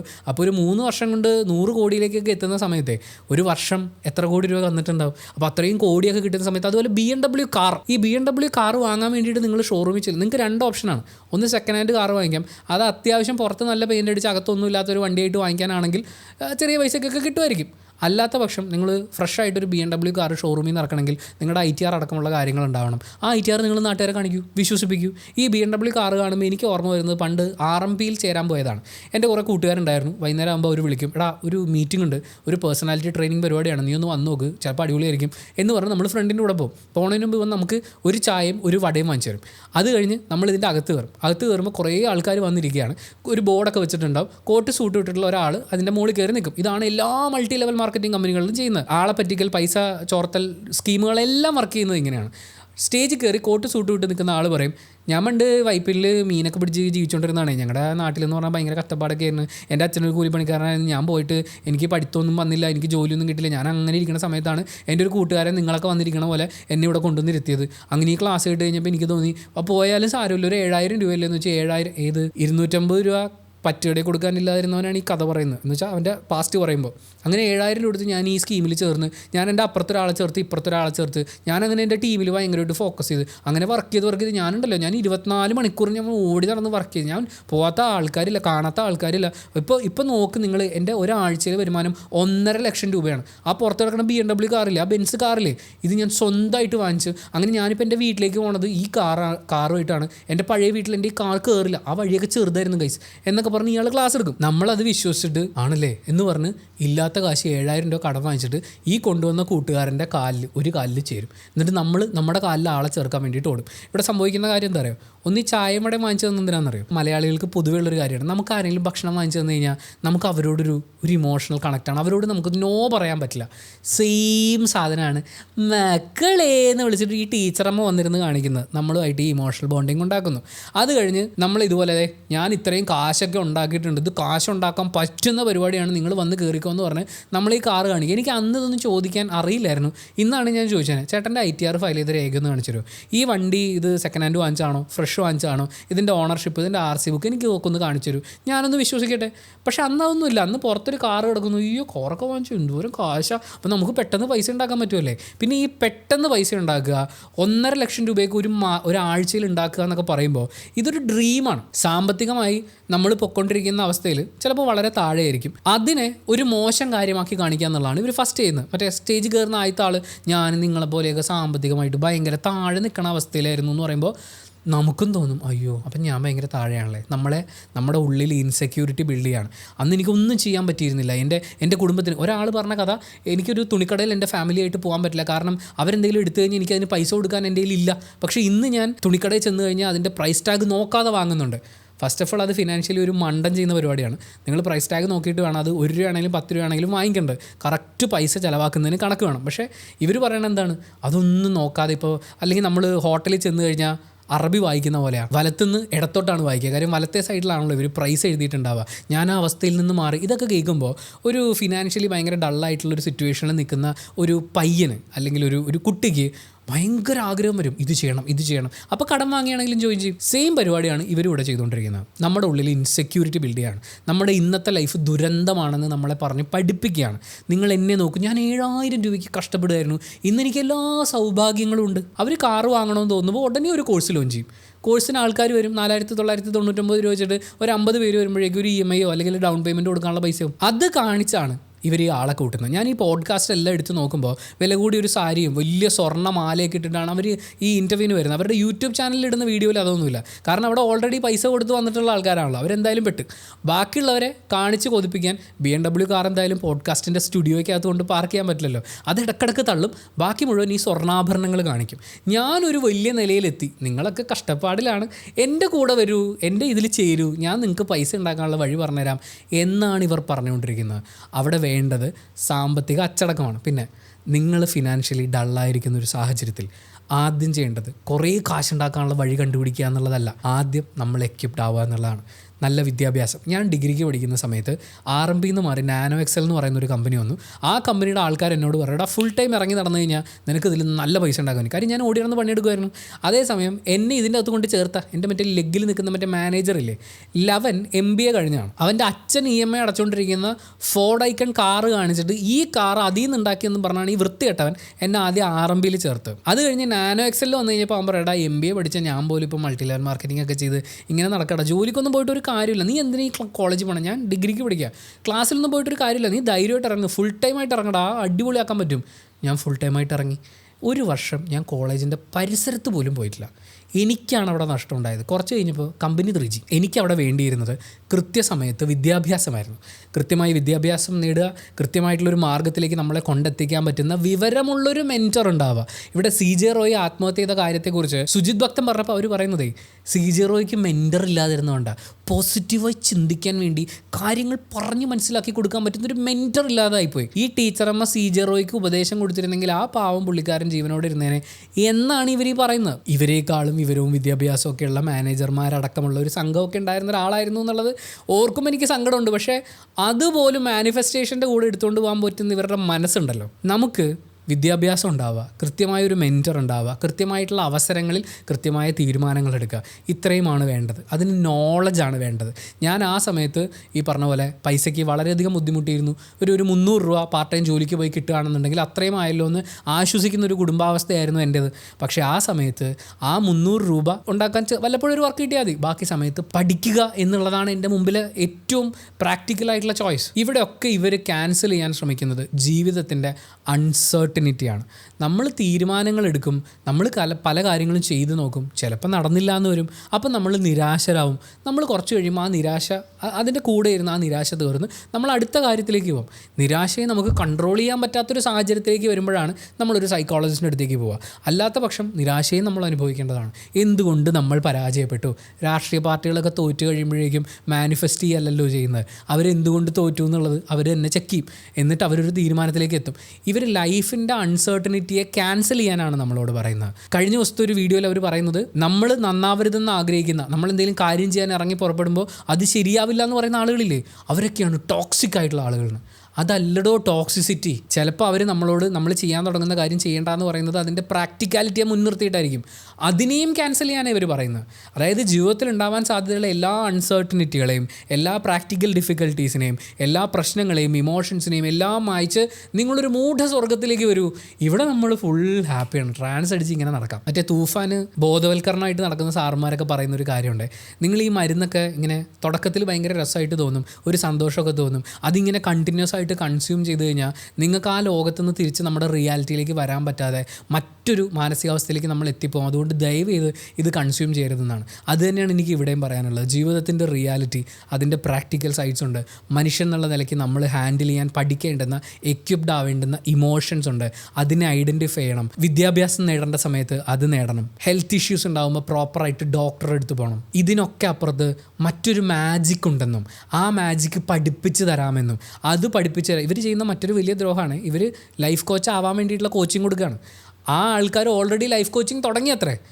എക്സ്പോണൻഷ്യലി ഇവിടെ മനുഷ്യന്മാരുടെ ജീവിതം ഇല്ലാതാക്കുക എന്ന് പറയുന്നൊരു പ്രോസസ്സാണ് ഇവിടെ സ്റ്റാർട്ട് ചെയ്തിരിക്കുന്നത്. അതിൽ ഏറ്റവും ദുഃഖകരമായ സത്യം, ഇവിടെ ഇതിന് കൃത്യമായിട്ടുള്ള റെഗുലേഷൻസ് ഇല്ല എന്നുള്ളതാണ്. അതിനേക്കാൾ വലിയ ദുരന്തമാണ് കുറേ കണ്ടൻറ് ക്രിയേറ്റേഴ്സ് ഈ ദുരന്തങ്ങൾക്കൊക്കെ ഇത്രയും വിസിബിലിറ്റി കൊടുക്കുക എന്നുള്ളത്. അതിൽ സുജിത് ഭക്തനാണ് പിന്നെയും കുത്തി എന്തെങ്കിലുമൊക്കെ ചോദിക്കുന്നത്. വീണ ഒരു ചോദ്യം ചോദിക്കുന്നുണ്ട്. പക്ഷേ ധന്യവർമ്മയൊക്കെ ഇറ്റ്സ് സോ ചീപ്പ്. ഇത്രയും സൈക്കോളജിസ്റ്റുകളെയൊക്കെ കൊണ്ടുവന്നിരുത്തി സംസാരിച്ചിട്ടുള്ള ധന്യവർമ്മ ഈ ടീച്ചറമ്മയ്ക്ക് കൊടുക്കുന്ന അഫർമേഷൻ എന്താണെന്നറിയോ? എനിക്കറിയാം, നമ്മുടെ ജീവിതത്തിൽ കൈപിടിക്കാൻ ഒരാൾ, അതിൽ നിന്ന് നമ്മുടെ ലൈഫ് അങ്ങോട്ട് മാറും. That is the remarkable job that you do and congratulations for that. ധന്യേ, എത്ര പൈസ തരാമെന്ന് പറഞ്ഞാലും ഇങ്ങനെയൊന്നും ഈ സാമൂഹ്യദ്രോഹം പരത്തുന്ന ആളുകൾക്ക് അഫർമേഷൻ കൊടുക്കല്ലേ. നിങ്ങളൊക്കെ പറയുന്ന ഈ കുത്തി ചുരണ്ടി എടുക്കുന്ന കാര്യങ്ങളൊക്കെ കേൾക്കുമ്പോൾ നിങ്ങൾ പറയുന്നതിലൊക്കെ എന്തോ കാര്യമുണ്ടെന്ന് വിശ്വസിക്കുന്ന കുറേ പാവങ്ങളുണ്ട്. ധന്യ ഈ അഫർമേഷനൊക്കെ ഇവർക്ക് കൊടുക്കുന്ന സമയത്തെ മനസ്സിൽ കൊണ്ടുവരേണ്ടിയിരുന്ന കുറച്ച് ഫേസസ് ഉണ്ടായിരുന്നു. കുട്ടിക്കാലത്ത് ചൈൽഡ് അബ്യൂസ് നേരിടേണ്ടി വന്ന, സെക്ഷൽ അബ്യൂസ് നേരിടേണ്ടി വന്നിരുന്ന, അതാരോടും പറയാൻ പറ്റാതെ പേടിച്ചരണ്ട മുഖമായിട്ട് ഇരുട്ടത്തേക്ക് നോക്കിയിരുന്ന കുറേ കുഞ്ഞുങ്ങൾ, ചൈൽഡ്ഹുഡിലും ജീവിതത്തിലും റിലേഷൻഷിപ്പിലും കരിയറിലും ഒക്കെ തിരിച്ചടികൾ നേരിട്ട് എന്താ എനിക്ക് സംഭവിച്ചുകൊണ്ടിരിക്കുന്നത്, ഞാൻ ജീവിച്ചിരുന്നിട്ട് എന്താ അർത്ഥം എന്ന് ചിന്തിച്ച് പേടിച്ചരണ്ടിരിക്കുന്ന കുറേ മനുഷ്യരുടെ മുഖങ്ങൾ. സൂയിസൈഡൽ തോട്ട്സ് അടക്കമുള്ള ആളുകൾക്ക് പരിഹാരം ഞാൻ മാനിഫെസ്റ്റ് ചെയ്ത് ഉരുട്ടി കൊടുക്കും എന്ന് പറയുന്ന ഇവരെയൊക്കെ ഈ അൺസയൻറ്റിഫിക് ആയിട്ടുള്ള സ്യൂഡോ സയൻറ്റിഫിക് ആയിട്ടുള്ള കാര്യങ്ങൾ പ്രചരിപ്പിക്കുന്ന ആൾക്കാരെ വിളിച്ചിരുത്തിക്കൊണ്ട് ഇങ്ങനെയൊക്കെ അഫർമേഷൻ കൊടുക്കുക എന്ന് പറഞ്ഞാൽ കുറച്ചൊന്നും ഉളുപ്പില്ലായ്മ പോരാ. പക്ഷേ മറ്റൊരു വലിയ സാഡ് പാർട്ട് എന്താണെന്ന് വെച്ച് കഴിഞ്ഞാൽ മാനിഫെസ്റ്റേഷൻകാരുടെ എണ്ണം കൂടുകയാണ്. കുറേ എണ്ണം ഇറങ്ങിയിട്ടുണ്ട്. കുറേ പേര് ഈ പരിപാടിയൊക്കെ പറയുന്നുണ്ട്. അവർ സയൻറ്റിഫിക്കലി ഉപയോഗിക്കുന്ന ഒരു ടേമിനെ കുറിച്ച് കൂടി പറഞ്ഞിട്ട് ഈ വീഡിയോ നമ്മൾ വൈൻഡപ്പ് ചെയ്യാണ്. That is RAS, reticular activating system. ഈ റാസ് എന്ന് പറയുന്ന നമ്മുടെ ബ്രെയിൻ സ്റ്റെമ്മിലുള്ള ഒരു ന്യൂറോൺ ശൃംഖലയാണ്. ഇതൊരു മാജിക്ക് നടത്തിയെടുക്കാൻ പറ്റുന്ന, അതായത് ഇവരുടെ ഒരു കൺസെപ്റ്റ് എന്താണെന്ന് വെച്ചാൽ ഈ റാസ് പ്രകൃതിയുമായിട്ട് മാഗ്നറ്റിക് വേവ്സൊക്കെ ഇങ്ങനെ കൈമാറിക്കൊണ്ടിരിക്കുകയാണ്. നമ്മുടെ ആഗ്രഹങ്ങൾ പ്രകൃതിയിലേക്ക് ഇങ്ങനെ വിട്ടുകൊണ്ടിരിക്കുമ്പോൾ അത് നമ്മളിലേക്ക് തിരിച്ചു വരും എന്ന് പറയുന്ന ഒരു പരിപാടിയാണ്. ഒരു ചെറിയ ഉദാഹരണം പറയാം. നിങ്ങൾ റോഡിലിറങ്ങി ഒരു ചുവന്ന കാർ എനിക്ക് സ്വന്തമാക്കണം, റെഡ് കളർ, അതിൻ്റെ കൂടെ വേണമെങ്കിൽ ടാറ്റ എന്ന് പറഞ്ഞു, ഇപ്പോൾ അവൈലബിൾ ആയിട്ടുള്ള ഏതെങ്കിലും ഒരു കാർ, ഒരു റെഡ് കളർ ടാറ്റ പഞ്ച് എനിക്ക് സ്വന്തമാക്കണം എന്ന് നിങ്ങൾ ആഗ്രഹിച്ച് റോഡിൽ കൂടി നടക്കുമ്പോൾ നിങ്ങൾ ചിലപ്പോൾ പിന്നെ കാണുന്നത് മുഴുവൻ റെഡ് കളർ ടാറ്റ പഞ്ചായിരിക്കും. ആക്ച്വലി നിങ്ങളുടെ കൺമുന്നിൽ കൂടി ഒരുപാട് വണ്ടികൾ പോയിട്ടുണ്ട്. അതിൽ ഈ റെഡ് കളർ ടാറ്റ പഞ്ച് മാത്രമാണ് നിങ്ങളുടെ ബ്രെയിൻ പെട്ടെന്ന് റീഡ് ചെയ്യുക. കാരണം ഈ റാസ് എന്ന് പറയുന്നത് ഇറ്റ്സ് എ ഫിൽട്ടർ. നിങ്ങൾ ഈ പറയുന്ന റെഡ് കളർ ടാറ്റ പഞ്ച് എന്നുള്ളത് അവിടെ വെച്ചതുകൊണ്ട് പച്ച കളറിലും മഞ്ഞ കളറിലും വെള്ള കളറിലും ഇതിനേക്കാൾ കൂടുതൽ എണ്ണത്തിൽ പാസ് ചെയ്ത് പോയ ടാറ്റ പഞ്ചിനേക്കാൾ നിങ്ങൾ നോട്ട് ചെയ്യുക റെഡ് കളർ ടാറ്റ പഞ്ചായിരിക്കും. അതിൻ്റെ അർത്ഥം നിങ്ങളൊരു റെഡ് കളർ ടാറ്റ പഞ്ച് വാങ്ങണമെന്ന് ആഗ്രഹിച്ചപ്പോൾ പ്രകൃതി നിങ്ങൾക്ക് റെഡ് കളർ തന്നെ കാണിച്ചുകൊണ്ടിരിക്കുന്നു. വാവ്, പ്രകൃതി നിങ്ങളുടെ ഫ്രീക്വൻസിയുമായി ഒത്തിണങ്ങിയിരിക്കുന്നു. ഉടനെ തന്നെ നിങ്ങൾക്ക് കാറ് വാങ്ങാൻ പറ്റും. അഥവാ നിങ്ങൾ കാറ് വാങ്ങാൻ പറ്റുന്നൊരു സാമ്പത്തിക അവസ്ഥയിലേക്ക് എത്തുകയാണെങ്കിൽ, എല്ലാം ഒത്തിണങ്ങി വരികയാണെങ്കിൽ, നിങ്ങൾ ഈ ആഗ്രഹമുള്ളതുകൊണ്ട് എന്തായാലും റെഡല്ലേ വാങ്ങിക്കുള്ളൂ. അപ്പോൾ റെഡ് കളർ ടാറ്റ പഞ്ച് കിട്ടിക്കഴിഞ്ഞാൽ അത് പ്രകൃതി നിങ്ങൾക്ക് തന്നതാണ്. ഇനി അഥവാ അത് നിങ്ങൾക്ക് നേടാൻ പറ്റിയില്ലെങ്കിൽ നിങ്ങളുടെ മാനിഫെസ്റ്റേഷൻ സ്ട്രോങ് അല്ലായിരുന്നു. കഴിഞ്ഞു, പരിപാടി കഴിഞ്ഞു. റാസ് എന്ന് പറയുന്ന ഫിൽറ്ററിങ് സിസ്റ്റം അവിടെ ഉണ്ട്. നമ്മൾ ഈ പറഞ്ഞൊരു കാര്യം, ഈ ഒരു പ്രോസസ്സ് നിർവഹിക്കപ്പെടാനുള്ളൊരു കാരണക്കാരൻ ഇതാണ്. പക്ഷേ അതിനെ എടുത്ത് മുന്നിൽ വെച്ചിട്ട് അതിനകത്ത് സ്യൂഡോ സയൻസ് കുത്തിക്കയറ്റുന്നു എന്നുള്ളതാണ് ഈ മാനിഫെസ്റ്റേഷൻകാർ ചെയ്യുന്നത്. വീഡിയോയുടെ തുടക്കത്തിൽ പറഞ്ഞ പോലെ പൃഥ്വിരാജ് മാനിഫെസ്റ്റ് ചെയ്തിരുന്നു അയാളുടെ 10-20 വർഷത്തിനപ്പുറമുള്ള അയാളുടെ കരിയർ എങ്ങനെയാണോയെന്ന്. പക്ഷേ ഇവർ ഈ പറയുന്ന മാനിഫെസ്റ്റേഷൻ മാജിക് അല്ല പൃഥ്വിരാജ് അവിടെ ചെയ്തത്. അയാൾ സമയമെടുത്തു, അയാളുടെ ആക്ഷൻ, അയാളുടെ വർക്ക് അതിനകത്തുണ്ടായിരുന്നു, അയാളുടെ നോളജ് അതിനകത്തുണ്ടായിരുന്നു. അതൊന്നും അല്ലാതെ മാനിഫെസ്റ്റ് ചെയ്യുകയാണെങ്കിൽ നിങ്ങൾക്ക് ചിലപ്പോൾ KFC വാങ്ങാൻ പറ്റുമായിരിക്കും. അതിനപ്പുറത്തേക്ക് നിങ്ങൾക്ക് ക്രെഡിറ്റ് കൊടുക്കാം. ജീവിതത്തിൽ നടന്നിട്ടുള്ള ഏത് കാര്യത്തിനും നമുക്ക് മാനിഫെസ്റ്റേഷന് ക്രെഡിറ്റ് കൊടുക്കാം. ഇപ്പോൾ ടീച്ചറമ്മ 30 ദിവസമാണ് അവർ ആശുപത്രി കിടന്നത്. അത് കഴിഞ്ഞ് അവർ റെസ്റ്റ് എടുത്ത് മരുന്നും കഴിച്ച് ഒക്കെ കഴിഞ്ഞ് രോഗം മാറിയിട്ട് അവർ ക്രെഡിറ്റ് കൊടുത്തത് മാനിഫെസ്റ്റേഷനാണ്. ആ പാവൻ ഡോക്ടർ, അയാളുടെ പേര് ഇവർ ഒരു ഇൻ്റർവ്യൂവിലും പറഞ്ഞിട്ടില്ല. അത്രയും ക്രിട്ടിക്കലായിരുന്നു എന്ന് ഇവർ അവകാശപ്പെടുന്ന സിറ്റുവേഷനിൽ അവരെ ഹെൽപ്പ് ചെയ്ത ഡോക്ടറെ കുറിച്ച് ഒരു നന്ദിയും കാണിക്കാത്ത ഇവരാണ് ഗ്രാറ്റിറ്റ്യൂഡിനെ കുറിച്ച് ക്ലാസ് എടുക്കുന്നത്. നിങ്ങൾ പേപ്പറിൽ എഴുതി കൊടുക്കുക, കോടീശ്വരനാവണമെങ്കിൽ നിങ്ങൾ കോടീശ്വരൻ, അതായത് ബില്യണർ ആവണമെങ്കിൽ നിങ്ങൾ ബില്യണറെ പോലെ ജീവിക്കണമെന്നാണ്. ഇവിടെ പിച്ചക്കാരൻ എങ്ങനെ ബില്യണർ പോലെ ജീവിക്കും? അങ്ങനെ നോക്കിയാൽ കുബേരനിലെ ദിലീപിൻ്റെ ക്യാരക്ടർ, പുള്ളിക്ക് ബംഗ്ലാവിൻ്റെ മുതലാളിയാവണമെന്നാണ് ആഗ്രഹം. മാസത്തിൽ ഒരു ദിവസം അയാൾ പൈസയൊക്കെ സംഘടിപ്പിച്ച് ബംഗ്ലാവിൻ്റെ മുതലാളിയായിട്ട് അവിടെ താമസിക്കും. പിറ്റേ ദിവസം അവർ ചവിട്ടി പുറത്താക്കും എന്ന് കരുതി അയാൾക്ക് വെറുതെ അത് കിട്ടുമോ? അയാൾ പണിയെടുക്കണം, കിട്ടുന്ന പൈസ കൂട്ടി വെക്കണം, ആ പിള്ളേർക്ക് നല്ല എഡ്യൂക്കേഷൻ കൊടുക്കണം. നാളെ വളർന്നു വലുതായി അവർക്ക് എങ്ങാനും അതുപോലൊരു ബംഗ്ലാവ് വേണമെന്ന് തോന്നിയാൽ അന്ന് ചിലപ്പോൾ മരിക്കണതിന് മുമ്പായിട്ട് ആ ബംഗ്ലാവിൽ കിടക്കാൻ പറ്റുമായിരിക്കും. അതും ആ പിള്ളേർ സമ്മതിക്കണം. അതും കൂടി ഇയാളിരുന്ന് മാനിഫെസ്റ്റ് ചെയ്യണം. മാനിഫെസ്റ്റേഷൻ എന്ന് പറയുന്നത് ഇറ്റ്സ് നോട്ട് എ മാജിക്. പക്ഷേ ഇവരിത് മാജിക് ആണെന്ന് പറഞ്ഞ് ലൈഫിൻ്റെ റിയാലിറ്റിയെ തള്ളിക്കളഞ്ഞ് നിങ്ങളെ ഒരു മാനസിക ഒരു തടവറയിലിരിക്കാനാണ് പഠിപ്പിക്കുന്നത്. ദയവേത് അതിലൊന്നും പോയി വീഴരുത്. ദയവേത് നിങ്ങളുടെ മക്കളെ ഇതിനകത്ത് കൊണ്ടിടരുത്. പ്രശ്നം എന്താണെന്ന് വെച്ചാൽ നിങ്ങളൊരു 2500 കൊടുത്ത് ഇവരുടെ ക്ലാസ്സിൽ കയറി ഇരുന്ന് കഴിഞ്ഞാൽ ഈ പറയുന്ന സൂം മീറ്റിങ്ങിന് വരുന്ന മുഴുവൻ ആൾക്കാരിൽ കുറേയൊക്കെ ഇവരുടെ തന്നെ ആൾക്കാരായിരിക്കും. മറ്റേ കൃപാസനം വർക്ക് ചെയ്യുന്ന പോലെ, മറ്റേ ട്രാൻസ് സിനിമയിലൊക്കെ കാണിക്കുന്ന പോലെ കുറേ അത്ഭുത പ്രവർത്തികൾ നടന്നു എന്ന് പറഞ്ഞ് കുറേ അവകാശവാദമായിട്ട് ആൾക്കാർ വരും. അതൊക്കെ കാണുമ്പോൾ ഇത് വർക്ക് ചെയ്യുന്നില്ലെന്ന് നിങ്ങളൊന്ന് ആലോചിക്കുക. 4999 രൂപയ്ക്ക് ബില്യണർ ആവാനുള്ള ഒരു മാനിഫെസ്റ്റേഷൻ കോഴ്സിന് നിങ്ങൾ ജോയിൻ ചെയ്തു. നിങ്ങൾ ബില്യണർ ആയില്ല. അവർ നിങ്ങളെ കുറേ ചീത്ത പറഞ്ഞു. നിങ്ങൾ വിശ്വസിക്കാത്തതുകൊണ്ടാണ്, നിങ്ങളുടെ മാനിഫെസ്റ്റേഷൻ ശരിയല്ല, നിങ്ങൾ എന്നിൽ വിശ്വസിക്കുന്നില്ല, അതുകൊണ്ടാണ് നിങ്ങൾക്ക് പറ്റാഞ്ഞെന്ന് കുറ്റം പറഞ്ഞു. നിങ്ങളിത് ആരോട് പോയി പറയും? നിങ്ങളുടെ വീടിൻ്റെ തൊട്ടപ്പുറത്തുള്ള രായപ്പൻ ചേട്ടൻ്റെ അടുത്ത് നിങ്ങൾ എന്ന് പറഞ്ഞു, ചേട്ടാ ഞാൻ 4999 രൂപ കൊടുത്തിട്ട് അവരെന്നെ ബില്യണറാക്കിയില്ല. അയാൾ ചോദിക്കരുത്, നിനക്ക് തലക്ക് വല്ല ഓളുണ്ടോ? കളിയാക്കൂലേ നാട്ടുകാർ? ഇത്രേ ഉള്ളൂ. നമുക്കിത് എവിടെയും ചെന്ന് അഭിമാനത്തോടു കൂടി പൈസ കൊടുത്തിട്ട് പ്രൊഡക്റ്റ് ഡെലിവർ ആയില്ല എന്ന് പറയാൻ പറ്റില്ല. കാരണം ഇതെല്ലാം വിശ്വാസത്തിൻ്റെ കളിയാണ്. അതും സ്യൂഡോ സയൻസ് വെച്ചുകൊണ്ടുള്ള വിശ്വാസത്തിൻ്റെ കളി. നിങ്ങൾ സക്സസ് ആയാൽ ക്രെഡിറ്റ് അവരെടുക്കും, നിങ്ങൾ ഫെയിലിയർ ആയാൽ നിങ്ങളെ ബ്ലെയിം ചെയ്യും. ബസ്.